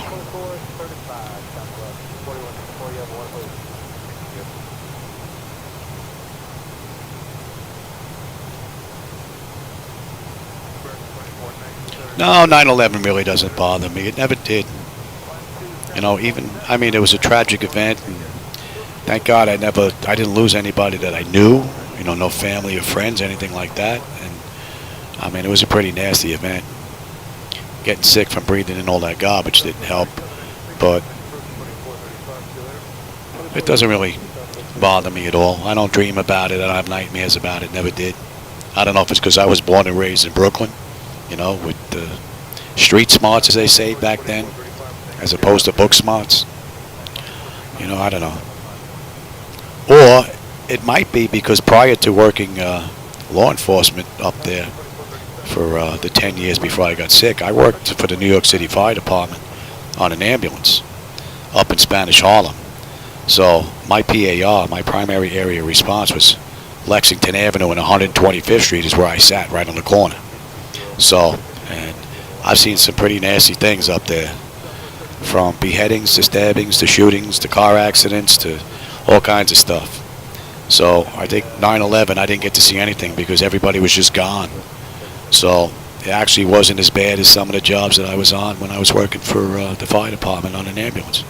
Believe it or not. That would be the job that gave you nightmares. Working for the fire department in New York. Well, back then it was EMS, and then it changed over to the fire department.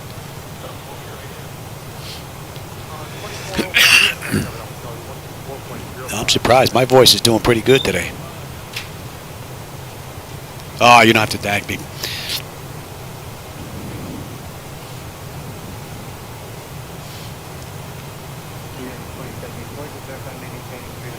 It should be in range now. And that's 15. And we're under 150 miles at top of descent now. We're getting there. Slowly but slowly.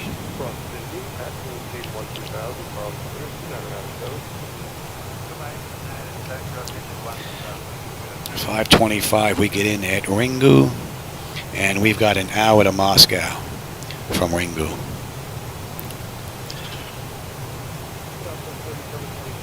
So we're looking at 2 hours, 40 odd minutes. It's almost 3 hours for this ride.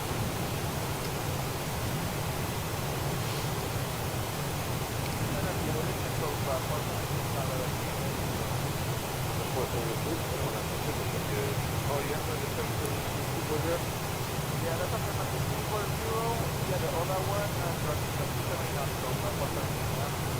Over 432, descend the Ola 1 and can maintain 12,000. Ola Wheels on the way to that outside.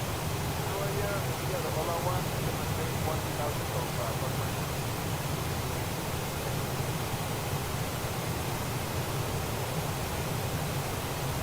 And our last 219 is 2016, course 0 on the Ola.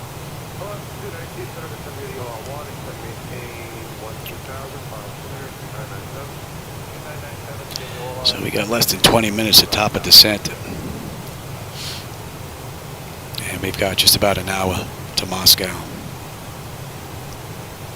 Costa Rican 49, contact my first on 128.1, adios. 128.1, And this has been a pleasurable ride.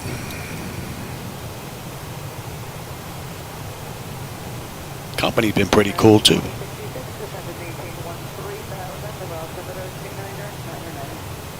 down to 13000 at 2999er, bring up again. 2066.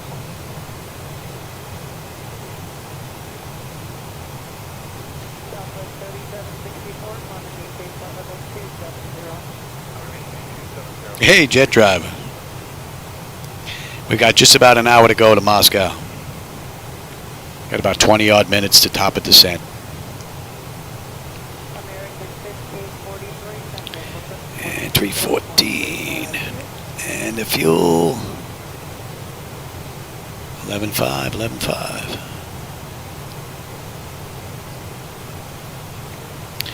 I just hope that this iPad holds out so I have the charts the whole way down. You guys will still see it if I lose battery.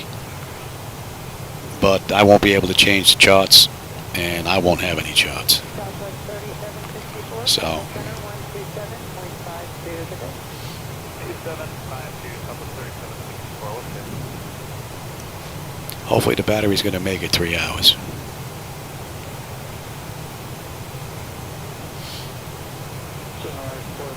And that should be in range.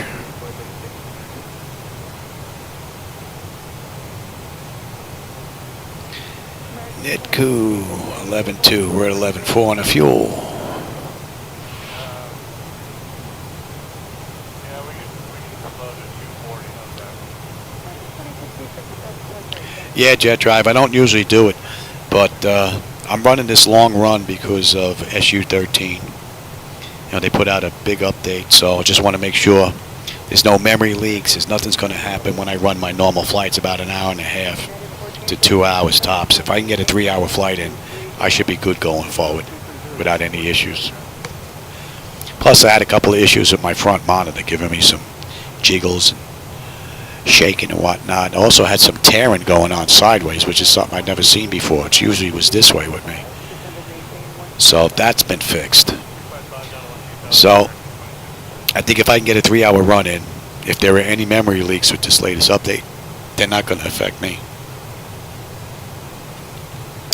Because we're an hour and 50 minutes from the gate now. We'll do,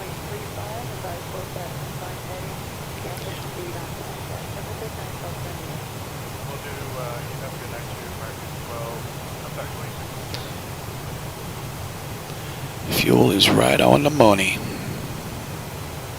United 1479, contact center 127.52 today. 1.52 today,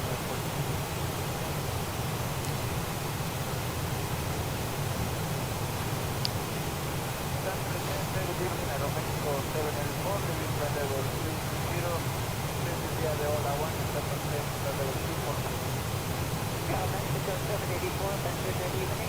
Descend via the Lucky, I'm sorry, descend via the Ola 1, expect maintain 12,000, and altimeter 29er, 320. Via the Ola 1 arrival, estimated 1,000. And that should pop into view just about immediately.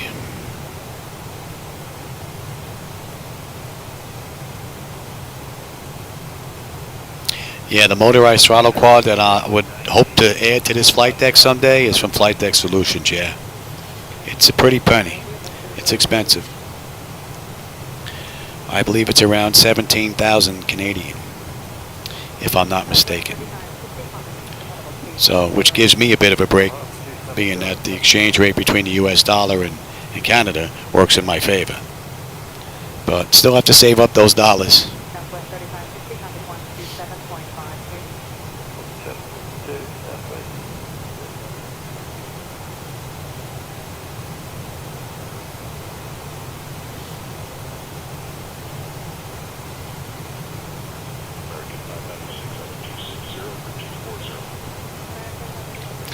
And there's also a company working on a HUD. Don't know if I'd ever add a HUD in here because I'd probably end up smacking my head on it. But I know there's a company working on one for the 737 NG.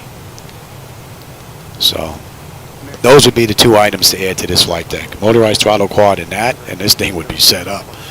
But that I would probably whack my head into so many times that I'd probably screw up the camera or the lens or the projector or whatever they use, to the point where it might not even focus anymore. I'm a bit clumsy getting in here every now and then. So, but the throttle quad would be a welcomed addition, that's for sure. Saving my money.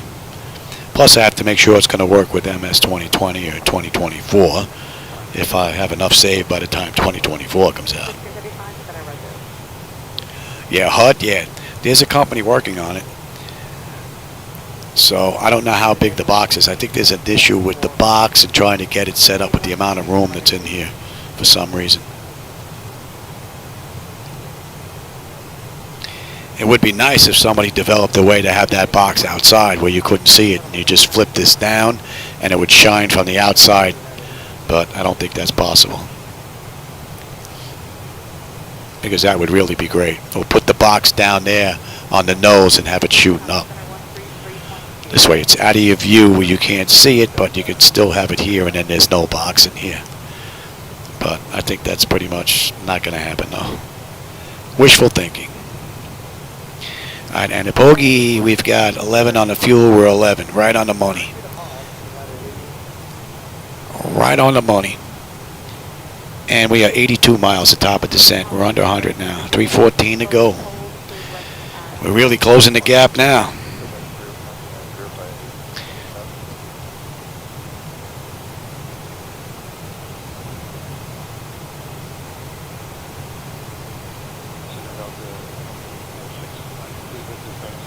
Yeah, believe it or not, this Jetmax throttle quad is well built. I've had this apart because I've added backlighting myself, and I changed out the controller board and the parts that were in here, or the Hall effect sensors, optical encoders, whatever was in here.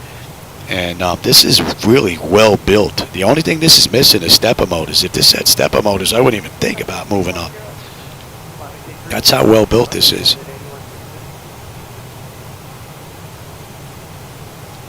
But, I mean, there's just no comparing. Flight Deck Solutions, their IBL lighting is just absolutely beautiful.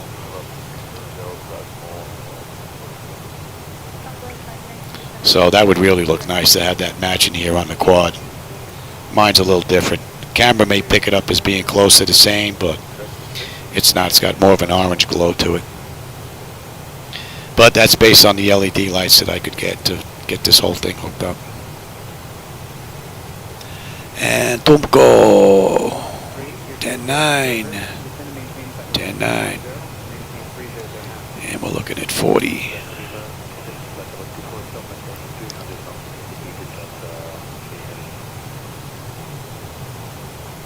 And we're looking at 300 miles to Moscow now. Put just about 700 behind us.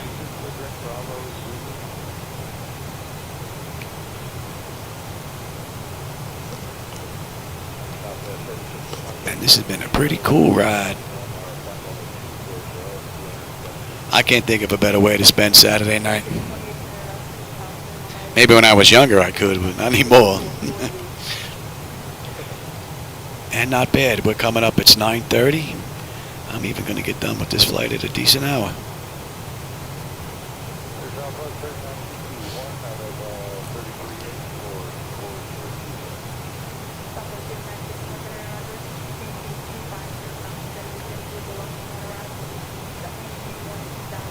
What do we got? 61 miles at top of descent. You know what? Let me grab a drink real quick before we head down.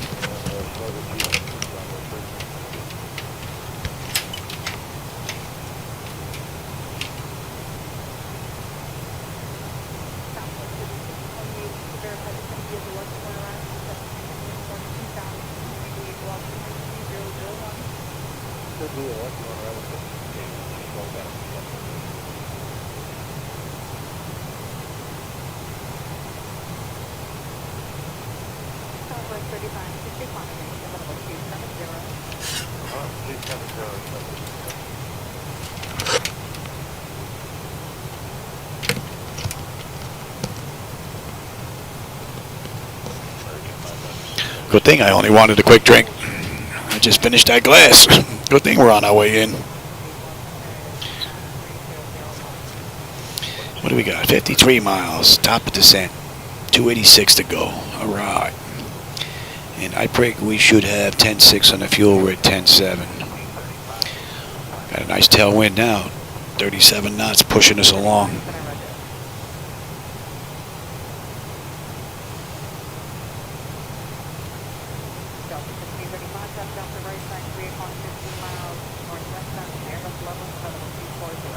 I still have to get my standby gauges in here.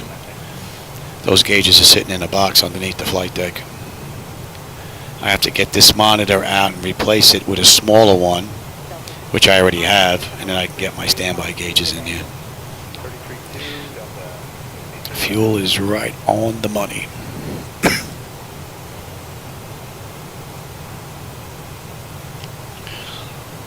And we are less than 100 miles to the arrival chart. We should be on there soon.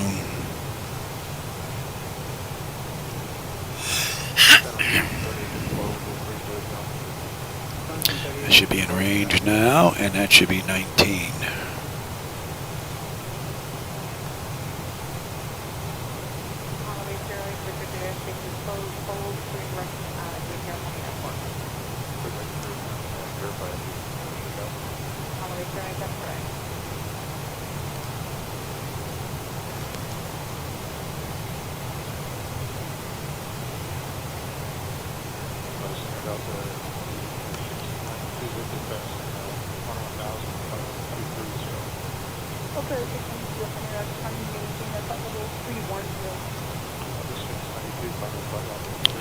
So far, this iPad seems to be holding out with its battery.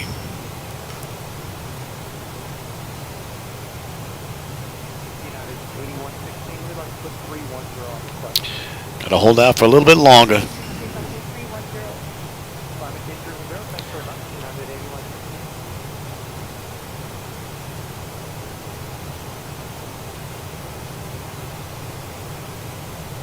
Center 35 miles, top of descent, and that's 2 hours from the gate. 266 to go.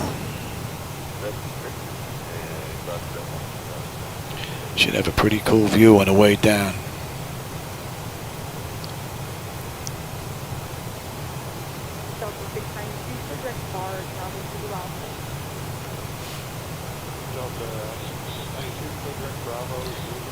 And what do we have? We need to be 270 knots between 24 and 25 by Olopi. And that should put us on the arrival chart as well.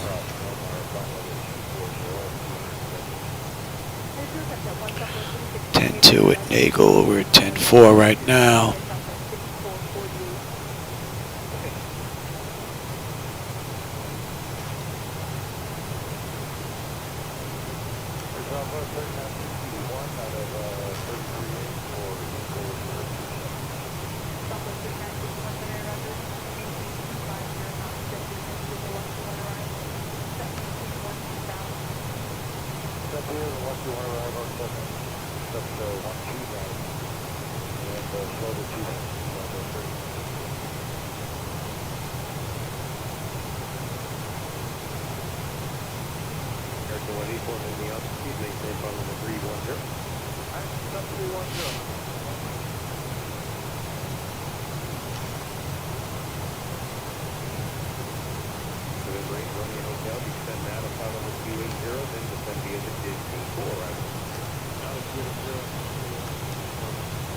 Still no clouds.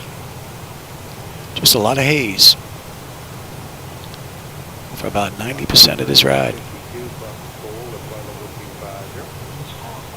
Interesting.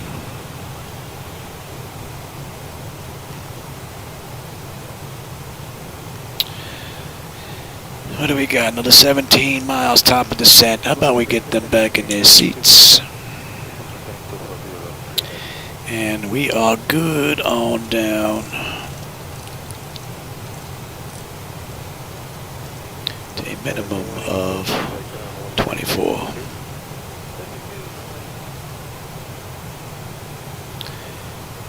be on that chart in about 40 miles, I would think. 2615, Ventura.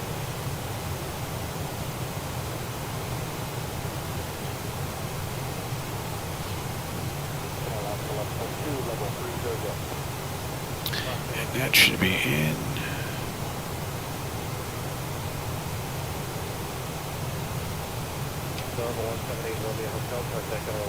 48. We're looking at about 22. 10-2 on the fuel. We've got 10-2. Beautiful.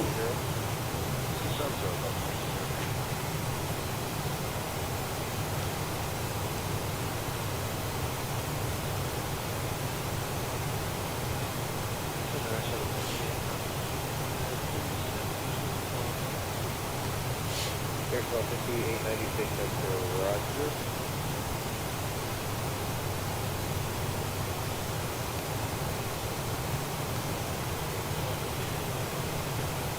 Aircraft 5858, that's Roger.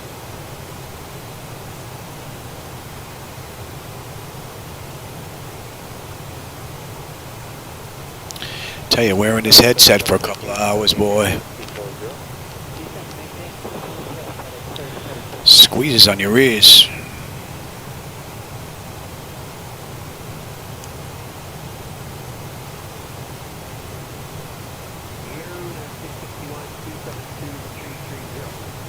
And we're on our way down.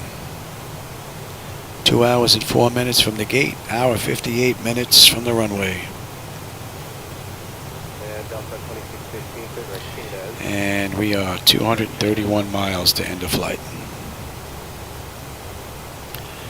And it's been a pretty cool ride the whole way.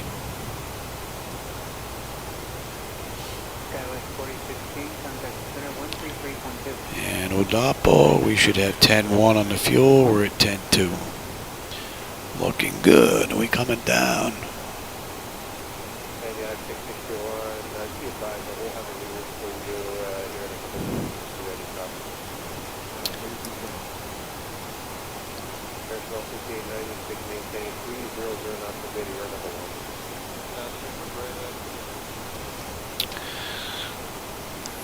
Let's put you in there.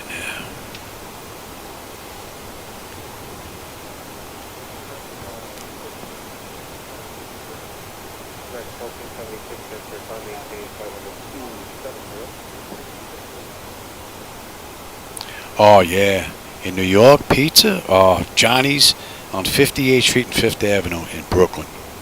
Oh yeah, Sunset Park, Brooklyn. I don't know what it's like now, but I know his nephew opened up a place called Leo's in Bay Ridge, Brooklyn, on 85th Street and 86th Street on 3rd Avenue. If you're not going to eat at any one of those two places, then you got to go to Spumoni Gardens.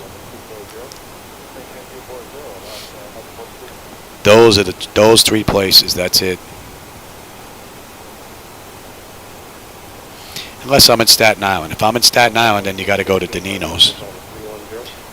They have a nice thin crust pie. Oh, see, look, now I'm going to want pizza now.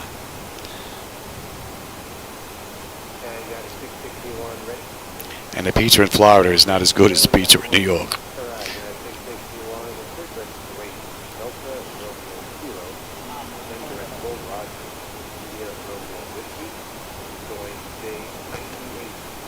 So that's 2 hours from the runway.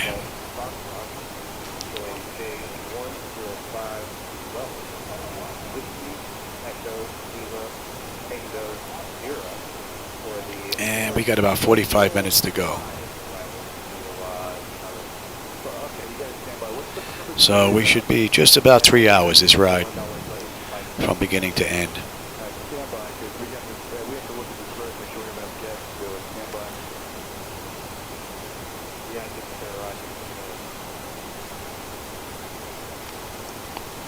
Yeah, it's what? It's 9:40. I didn't even eat dinner yet, and we're talking about pizza. I know when this flight's done, I'm going to be making something. All I had was a few chips and some soda. And And the fuel is right on the money. What do we got coming up? Olapi is up next. And Olapi, I think that's going to put us on a chart, I believe. Might not be there yet, but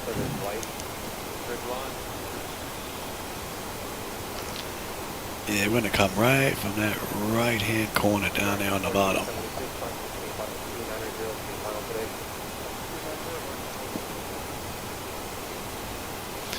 So this should be a pretty cool ride on the way in.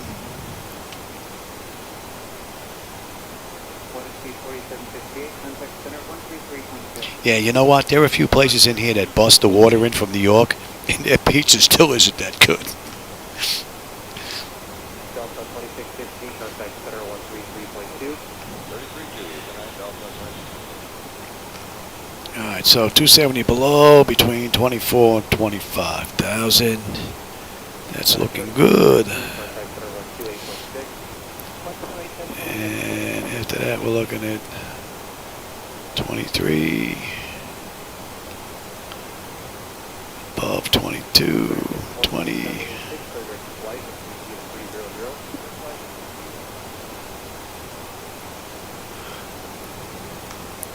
That's in. AO. And then Tosla, Deuce, 270, 250, 18, 150, it's 15, 16, 250, and yeah.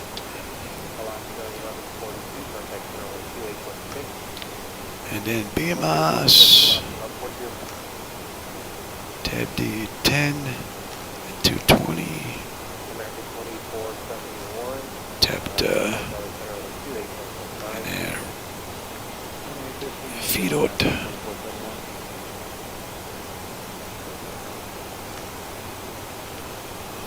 Rosk.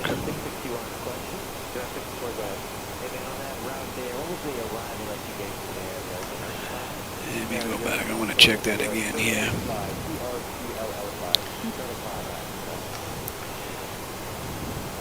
Yeah. Tapped.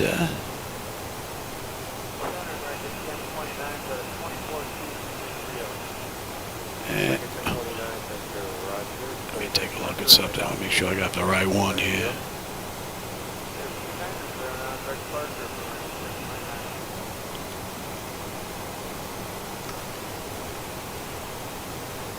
Oh, I don't want to do that one. Let's do the other one. The other one is a lot cooler. We're going to run this one. Alright, after tap the...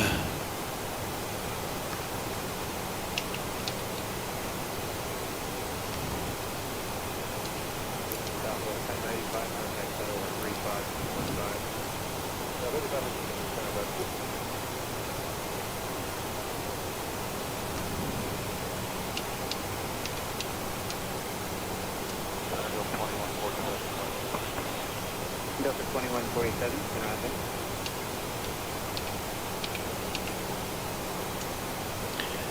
Yeah, I'll get to you. And then feed out.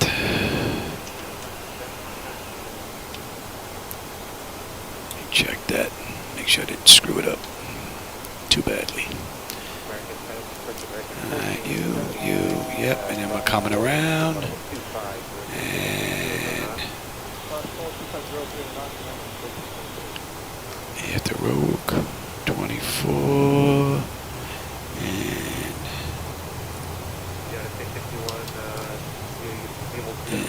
set that up, keep going. What are we at? 23.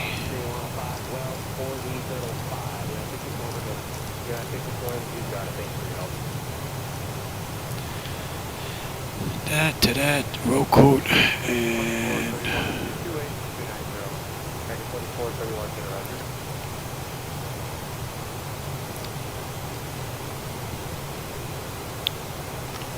we are doing, yeah, I'll get to you in a second, yeah.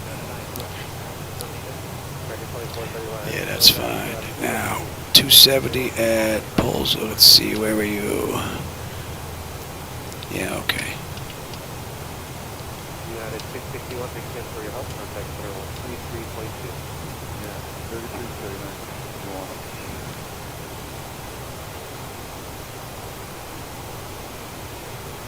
Center, Southwest 2049, 270. Southwest 2049. And that should look good now. Let's see. Let's swing around. Yeah, that looks pretty cool. That should be a nice ride in.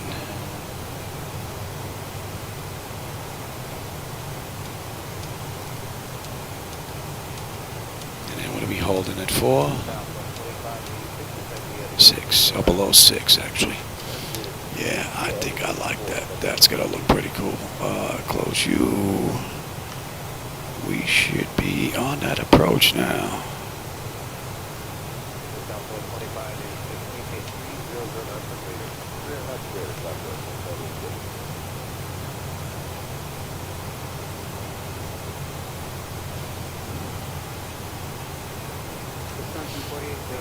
And you come back.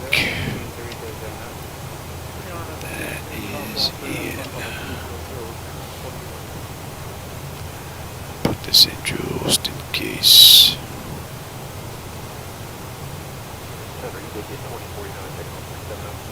And Southwest 2049, I got you. Second 162 direct time. Thank you.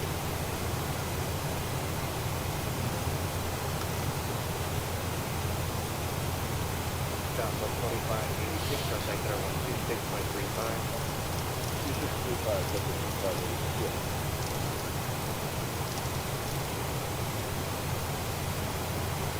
Southwest 2584, altitude 240, 350. We'll start to pick up a little bit of that. Southwest 2584, Roger, right. And give me.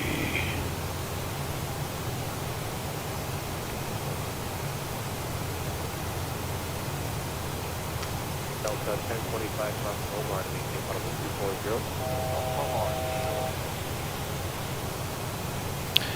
And that's gonna hold. Yes, we are good there. Let's get you in.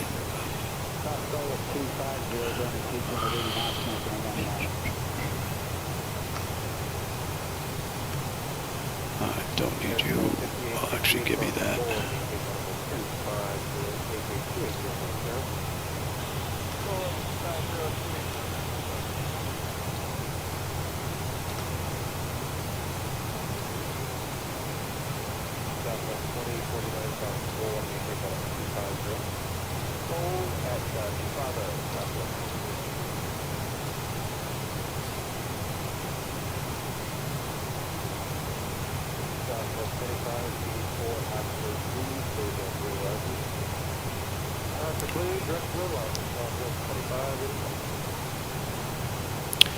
And local pressure is in.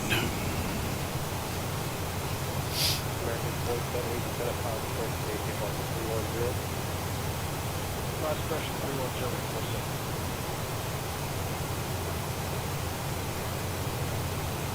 American 470 from Seoul, I mean, it's on the 250. Slow on the 250.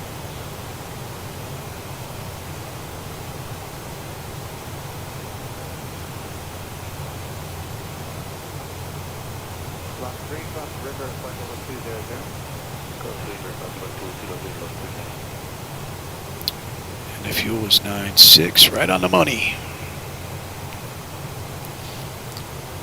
Center number 2766, 22. Delta 2766, right.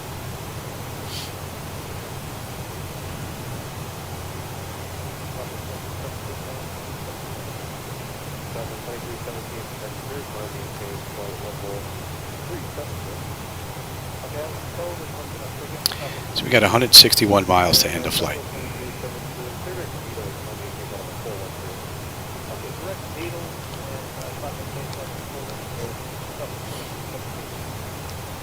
Another 35 minutes. So that'll put us just about 3 hours for this ride. Right now it's just about 10 to 10 in Boca. And now I want pizza. And flight level 240, Delta 2766. And we're getting some clouds. 40.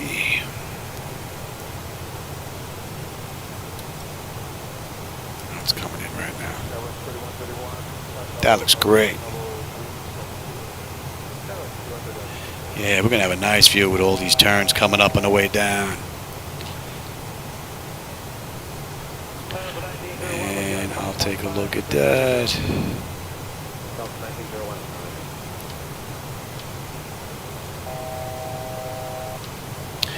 And we can continue on down. 21, I believe, was up next.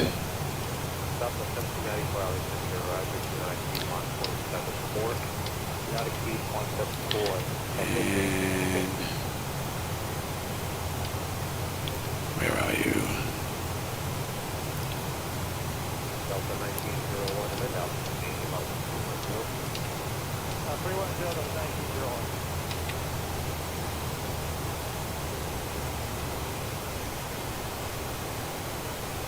That's 950, 365 and 378. Delta 950 and then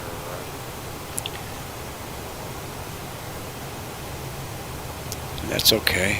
Yeah, all right. 270 below Johnny. November 241 Tango X-ray center.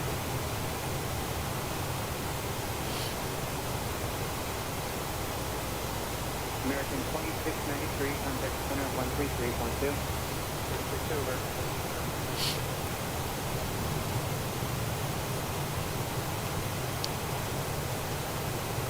And that would be 20 actually. So the cruise direct to rated as Romeo Zulu Charlie. Direct to Romeo Zulu Charlie. Delta. That's what I appreciate that.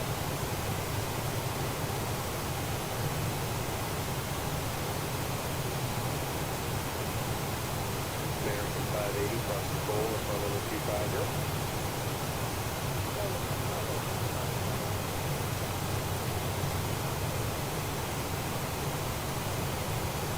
Delta 1007, contact center on 133.2. 33.2, we'll see you.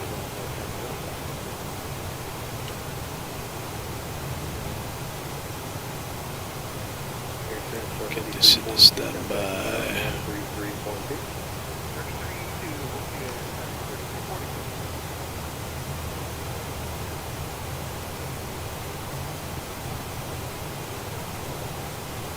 November 1 Tango X-ray, connect to Neiman, Echo Whiskey Mike.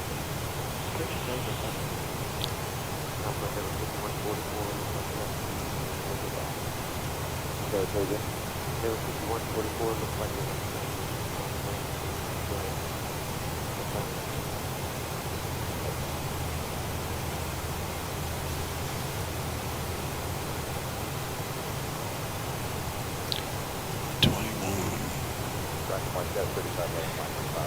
And Tulsa, yeah.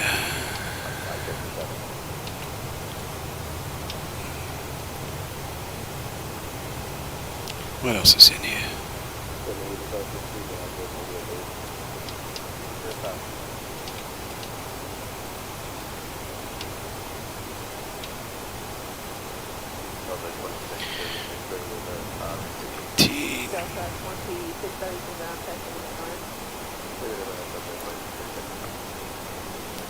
Don't need you.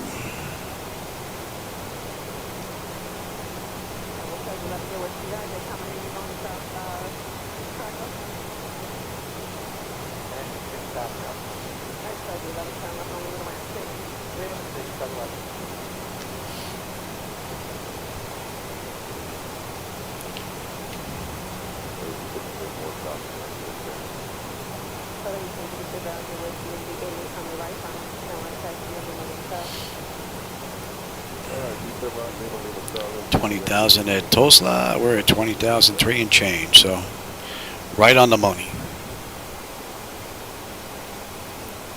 We'll pass through that at 20. And Bopi, we need to be above 18.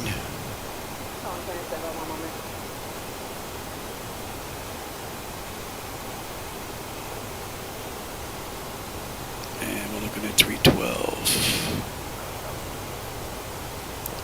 Bridge up to the ground test before.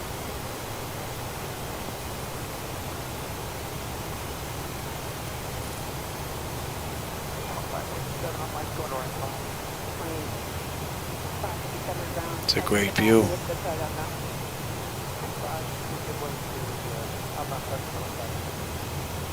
So let's get you up. That's in.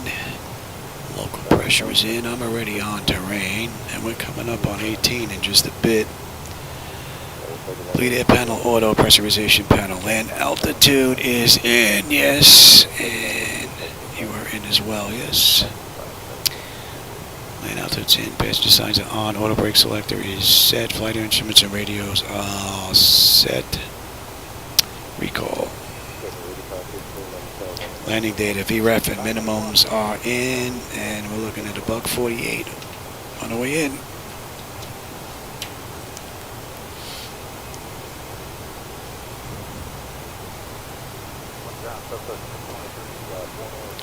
This is pretty cool coming into Moscow on this ride here. Man, we're making a left and a left and a right and a right and a left. Gonna come all the way down and bang another U-turn. Oh yeah.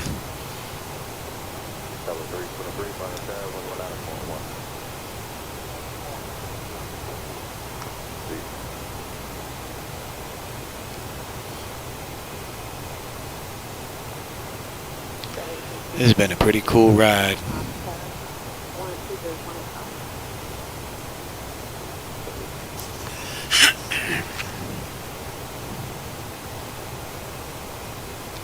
We've got 117 miles to go.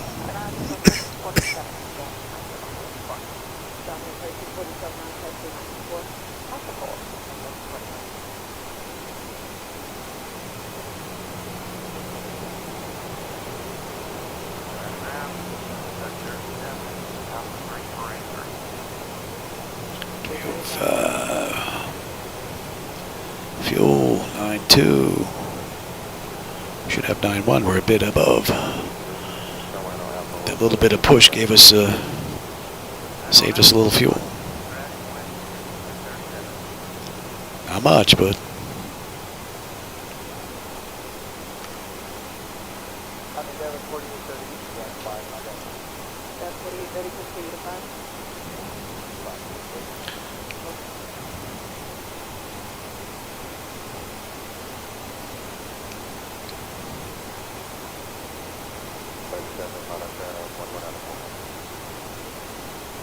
Yeah, Jet Driver, you know, the flight deck has performed beautifully this entire ride. And that's 2 hours and 25 minutes from when I left the gate, and even before then when I was setting up the flight. So it's over 3.5 hours now that it's been running on this one ride. And it's been performing beautifully.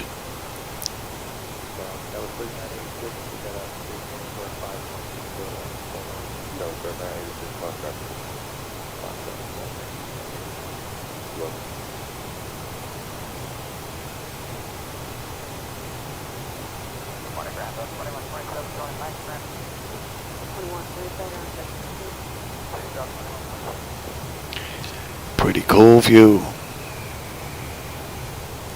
Oh, I gotta make a note. I gotta take a look at those ailerons. I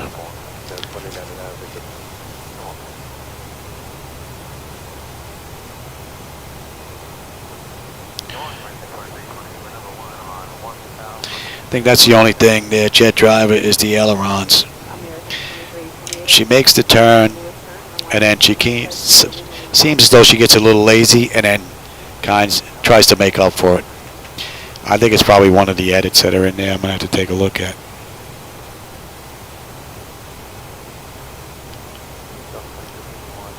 .242.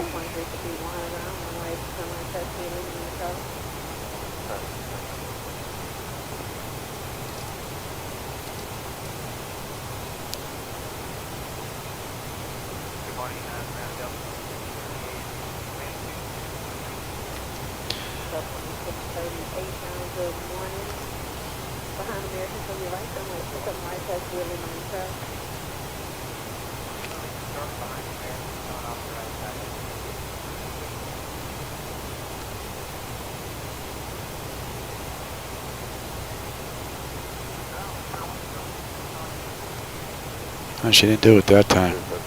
Oh, there you go. Yeah, a little bit there. Yeah, I think there's a little something going on there with the ailerons.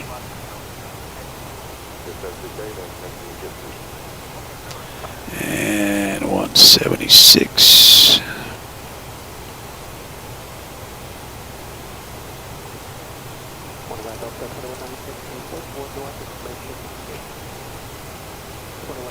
Pretty cool view.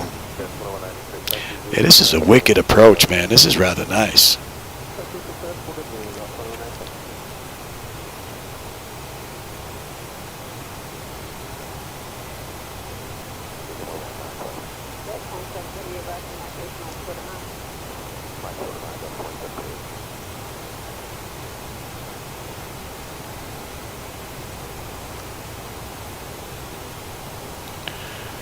Right on the money.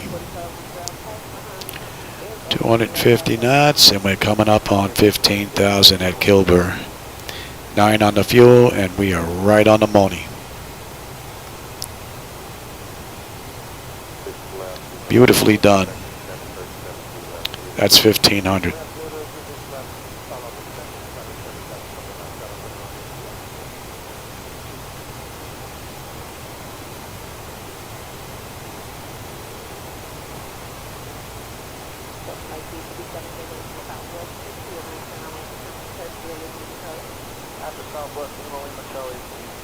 Yeah, those are the same tweaks that I worked on the flight model here. There have been a couple of additional tweaks that I've added. I think I have to take a look at the last one I put in, because I don't think that's going to work for the ailerons. Everything else looks pretty good,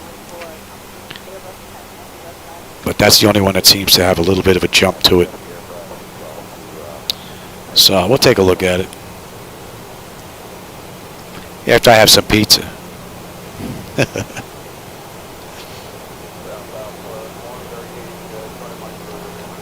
And that's 10:02 p.m. Boca Raton time, and that's 2.5 hours since we left the gate.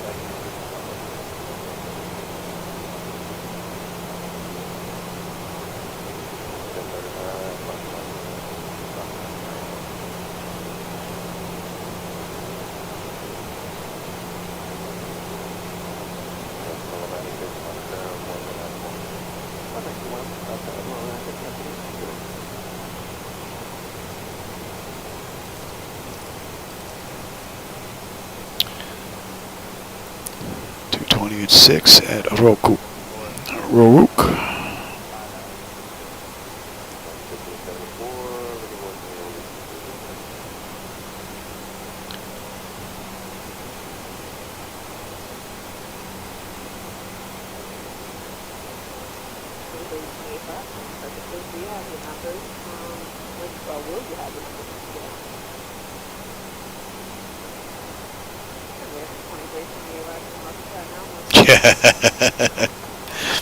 Not for me when I get done with this ride. I'm not having bologna. I don't know what I'm going to make, but I'm going to make something.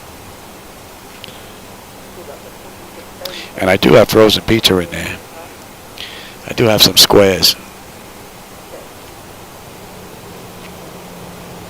Whenever my wife goes up to Jersey to go visit some family and some friends in Long Island, she brings back, that's part of her job, she goes with an empty suitcase and she brings back frozen pizza from up there. And I make them last as long as I can, having them like once a week. Still have a few left in there, squares. I may have one after this flight now. You put that in my head, the pizza. Now it's in my head.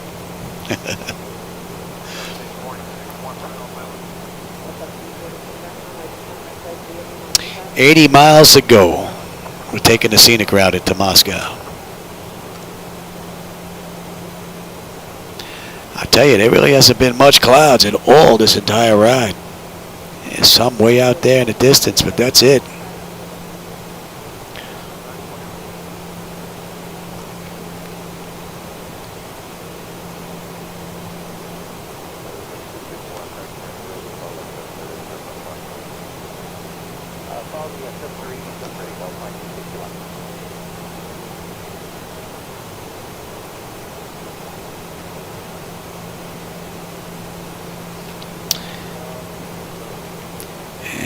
below 6, yes. And what are we holding at?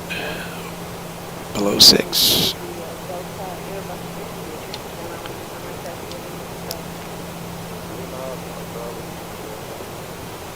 Should be 171, Jenny. You're slipping. So we got a nice right turn coming up now.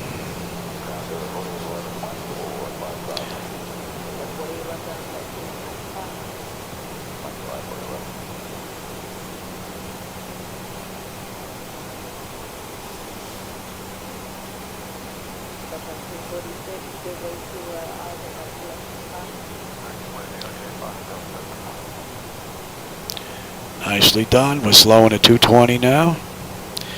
Beautiful.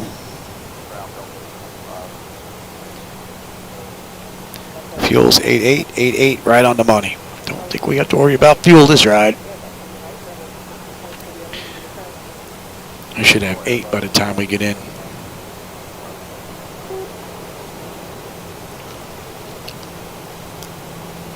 That should be a pretty cool view around this turn.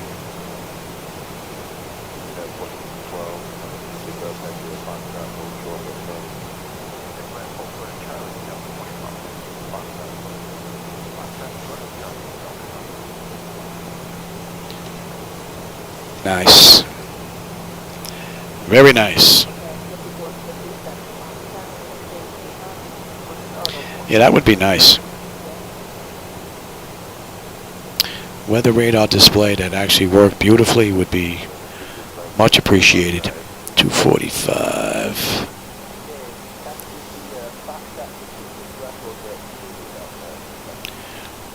And we are good to, yes.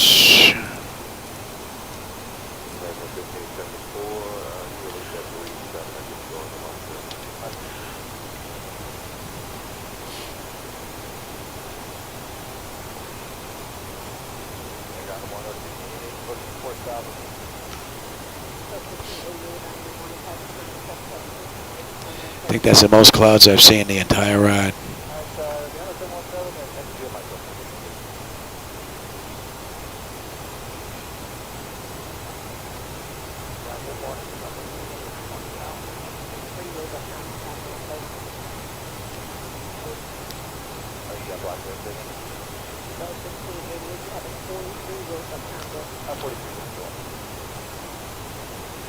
And we're holding at 220. Continuing our descent, and it's right on the money, man. Looking good. 9,000 at Tepta. Where are we now? We're at 9,200 and change. So we're looking good. 279.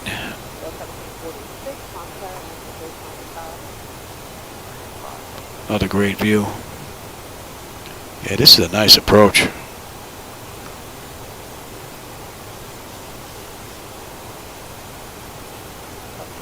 And we're below 10.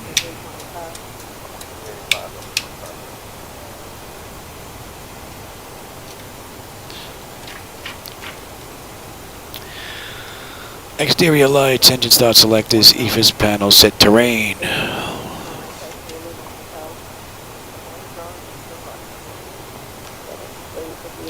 61 miles to go. And that's 2 hours and 30 minutes since we entered the runway back at Georgia.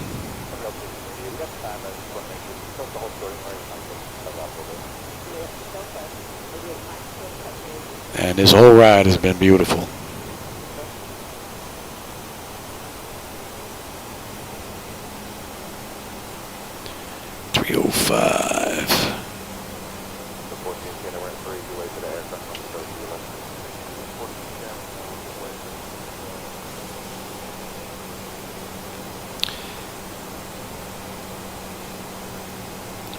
Rock, we need to be below 6.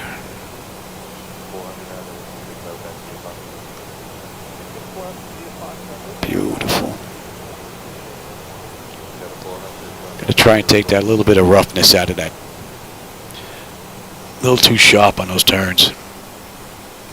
It's got to be eased up a bit.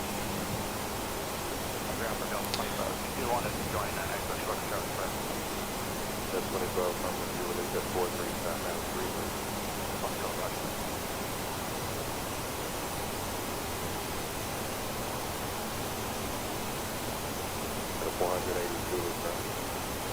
400, get it.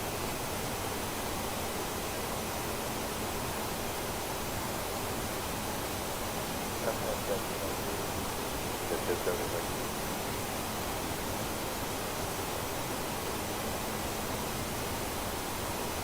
That's 1070 all the way out, on the tower, 191.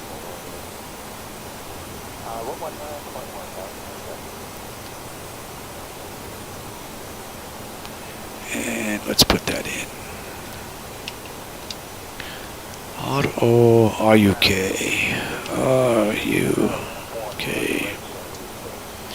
And what are we looking at from Rourke? 351.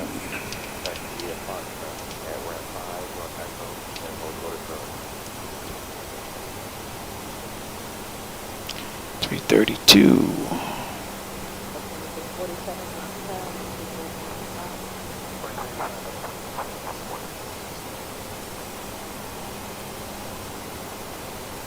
I'm not sure. I never got that far. I was having issues with the reverses and the engine start selectors. I could never get past that. And I wasn't able to get any help from ProSim because their forums were locked down. And the only avenue that I had for info was writing them. And it took 3 days to get an answer. And one of the answers I got was absolutely ridiculous. So at that point, I pretty much gave up on ProSim. I mean, I'm trying to give them $1,600 plus US dollars, and I'm having a hard time getting information. I can only imagine what it's going to be like after they have my money. So I decided against that route. 7-9. My understanding is they're looking for the professional money anyway, not the enthusiast anymore. Could be wrong, but I don't think so.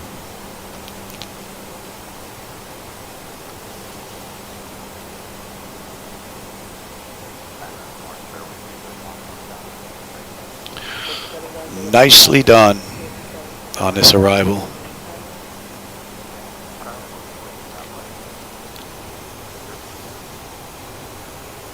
And the view has been pretty cool.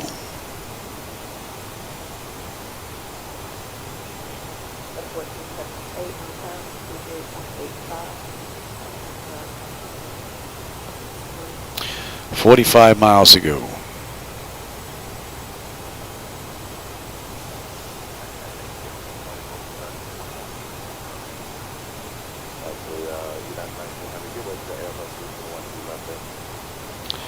Yeah, I think we're going to be pretty close to that real-time 3-hour mark.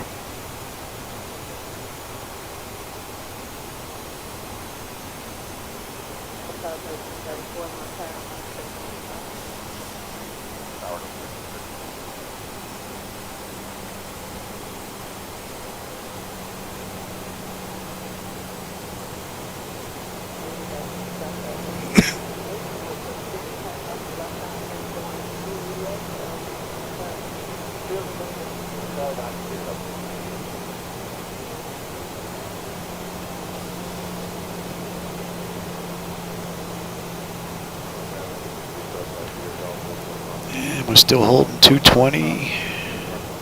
Need to be below 6 at Rourke. Now we're at 6,300 descending now, so don't think there's going to be a problem.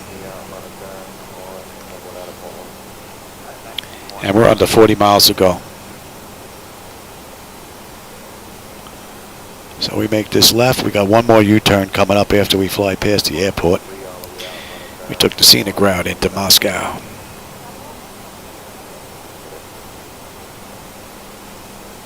And we're looking at 351.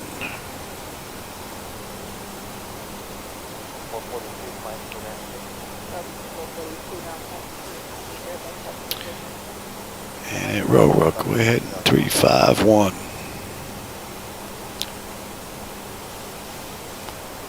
Great view.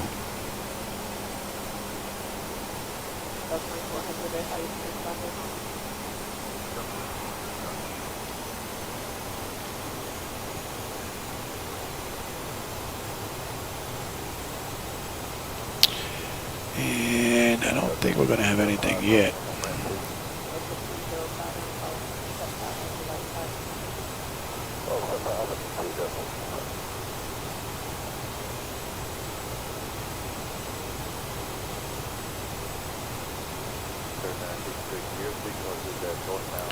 We're on there already. There you go. Think we would be on there.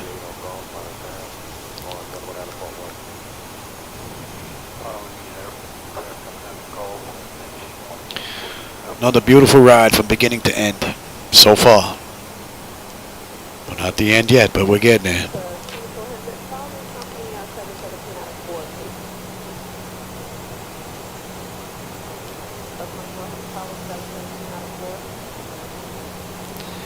$357.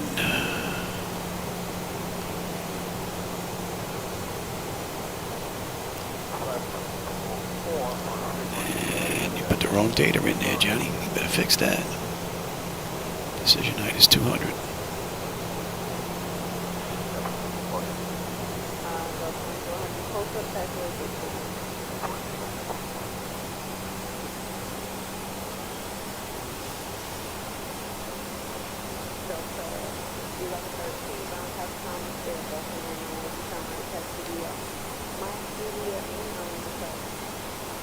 Delta 1113, after the Airbus drops a bite, then Juliet then comes back to Very good. You're in, you're in. That's in, that's in, that's in, that's in.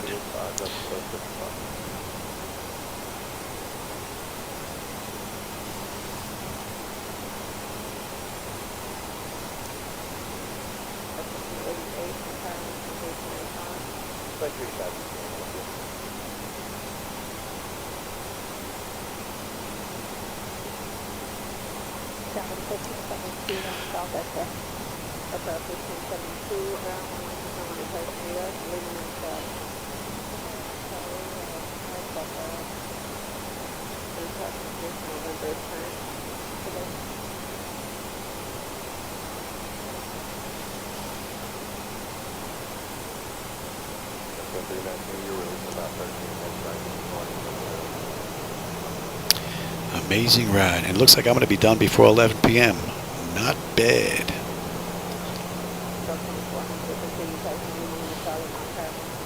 That's 2 hours, 45 minutes from the gate.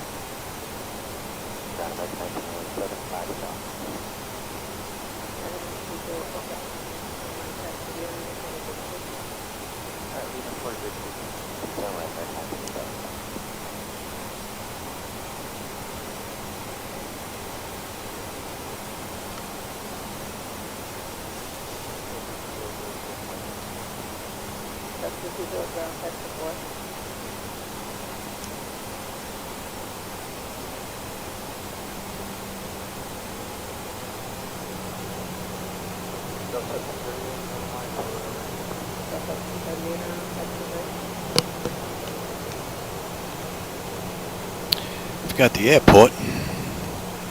9 o'clock.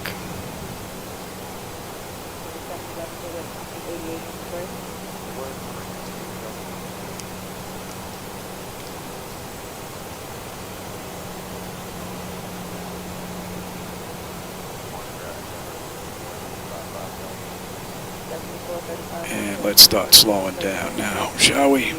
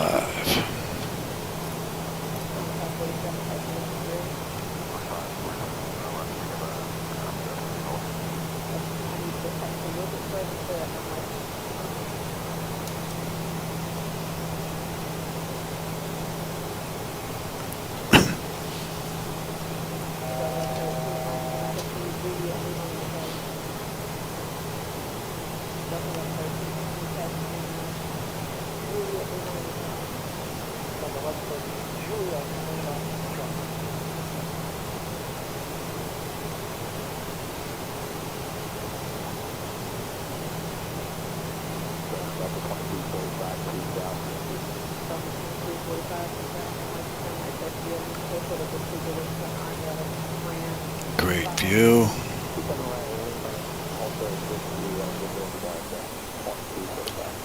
Beautiful. Alright, let's get the gear down. We're coming in close. Oh, there was a big flicker stoppage there. 326. Yes, you're there already. Actually, we can come right around here. Going to 1. And that's going to below 6. 15.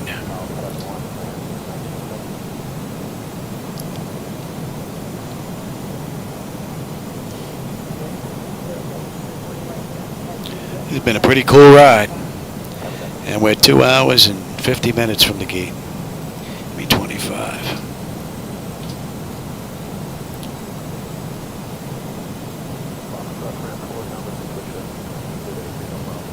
29 knot crosswind. Going to be whacking us on the way in.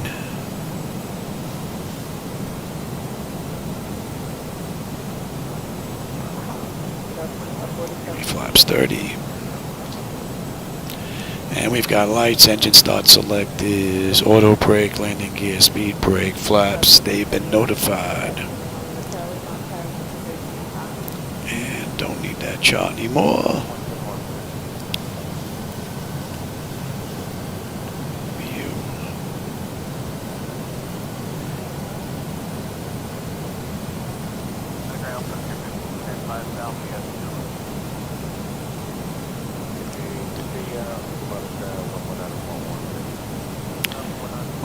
Six. That is all set. That looks good. Oh, that looks great.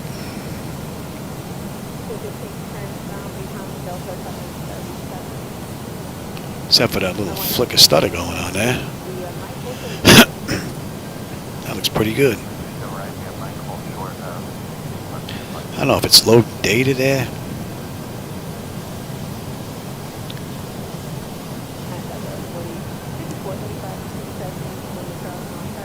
It's been a pretty cool ride.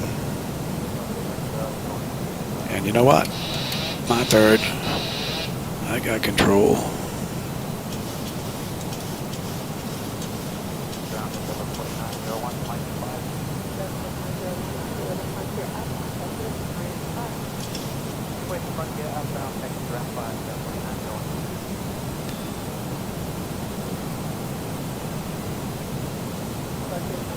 Great view.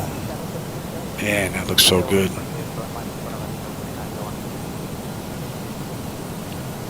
30 knot wind.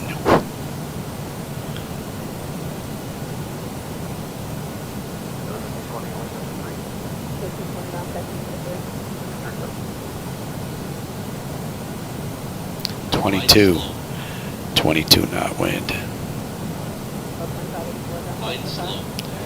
Yeah, I see it, Johnny. Light slow. Light slow. 26 knot wind. 25 knots.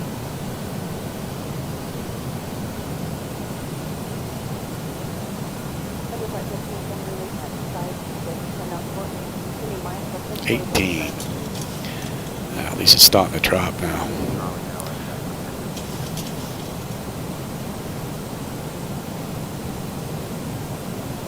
Light slow. Light slow. Light slow. Light slow. Light slow.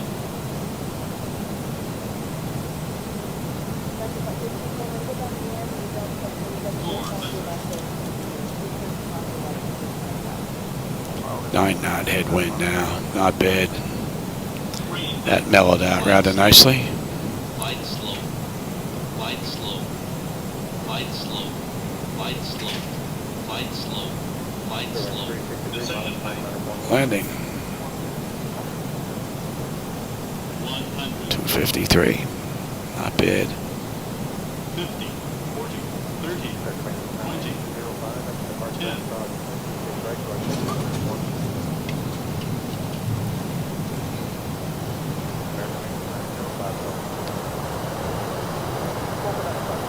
Beautiful ride.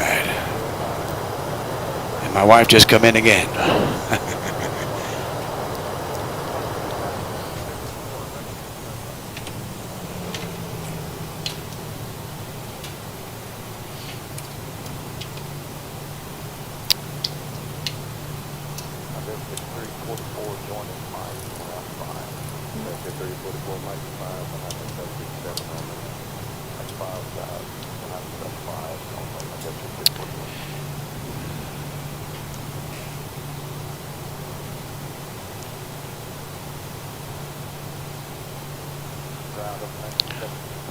Yeah, we're gonna have to.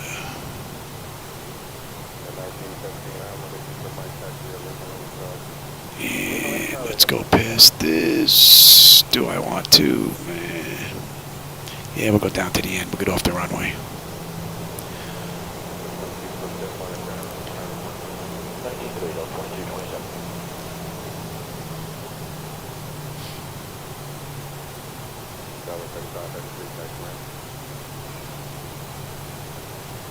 I'm gonna say, did I start you? APU is good. Get a minute on my clock.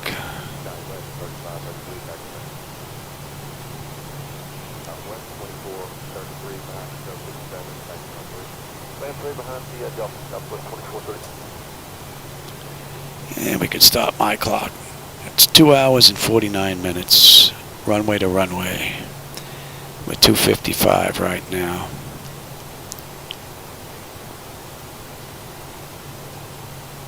And the ETS phone is taking a phone for 1302. Everybody.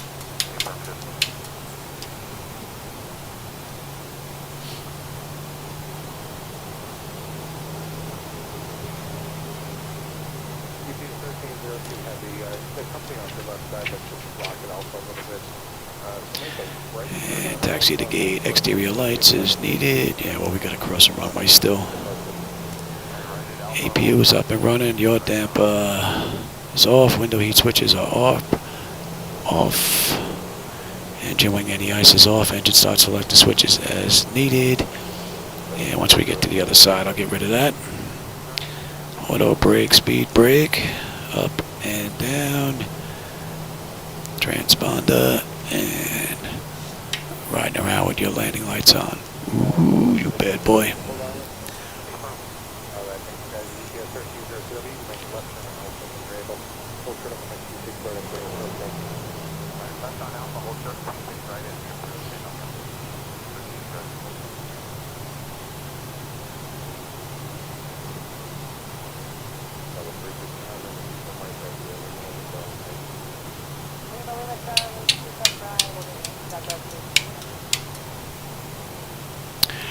It's a minute. And we got a left and a right. I hope you enjoyed that ride.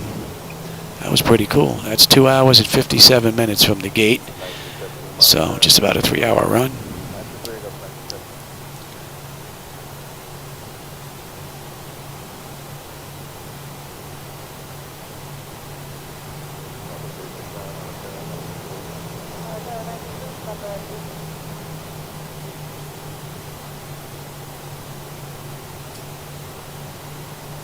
Down to 1545, we're one south, we have X-ray, Yeah, we got to go down around in the corner there. Hopefully no one's in our spot. I do have my own Discord server. If you do a search for Swan Sim, SWANNSIM, you'll find my channel. I should probably just put this up, Discord, on my regular channel itself instead of going to MS 2020.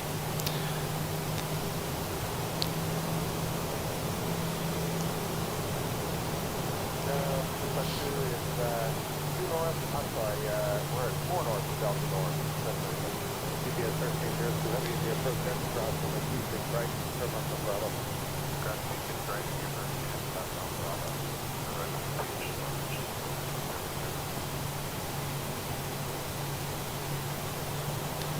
Welcome to Moscow. GPS 1302, heavy monitor, turn 119.1. Monitor 19 right here. I have no idea where I'm going here. I don't know this airport at all. I thought that went all the way around. I guess it doesn't. Okay. I guess what I should do is open up that chart so I can actually see the ground markings. But that would be too easy.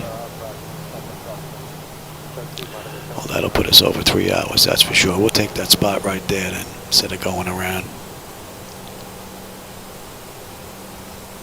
Yeah, that's 2 hours, 59 minutes right there. So 3 hours. Not bad. And dump you. You're good, and you are good. Yep, we'll take the spot right here. Kill the number 2 engine.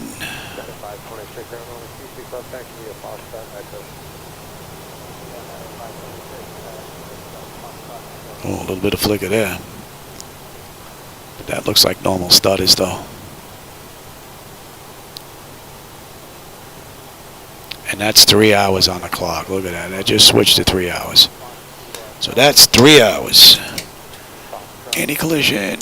No smoking seatbelt sign. Menu. Ground services set to chocks. Request ground power. And air conditioning. Doors open. Chocks are in position. Ground power is available. Give me ground air. You're off and you're off. Alright, let's see. Electrical power, APU ground, we're on ground. Bleed air, we're on, oh, you know what, we're at the gate. 3 hours. And 2 hours, 55 minutes from runway to runway. Fuel cutoff switches are off, anti-collision light is off. Passenger signs are off, fuel pump switches are off. Electrical panel check, set galley power is off. Window heat switches are off. Hydraulic pump switches are off. Exterior lights as needed. Flight directors are off. Chocks are in position. Parking brake is off. Since this is the last flight of the day, we're going to shut down completely. IRS selectors to off. Emergency exit lights are off. Exterior lights are off. Bleed air panel check set. We're set for unconditioned air. Oh, we're shutting down completely. So you guys are off. Engine start selectors to both. AP or ground power disconnect. We'll come off ground power. We'll take our AC DC selectors to standby and battery switch off. Well, I hope you enjoyed that run. That was a pretty good one, man. That was 3 hours right on the nose from gate to gate. And we're in Moscow. So, for those of you that were here, Greg and Jet Driver and Sean, and who else was here? There was a whole bunch of people here. If I missed you, I'm sorry, brother. Oh, wonderfully working, wonderfully beautiful. A whole bunch of people here. I'm glad you joined me for the ride, man. I enjoyed the company. And there was one of my users here that was watching the video. He asked me if I'd run a flight from Detroit to LaGuardia. So I think I'm going to run that one tomorrow. And we'll see how well that one goes. But the flight deck has been performing beautifully, and we've been getting run after run in with no problem. So, again, I hope you enjoyed that ride, and I'll catch you on my next run, everybody. Take care. Detroit to New York is up next.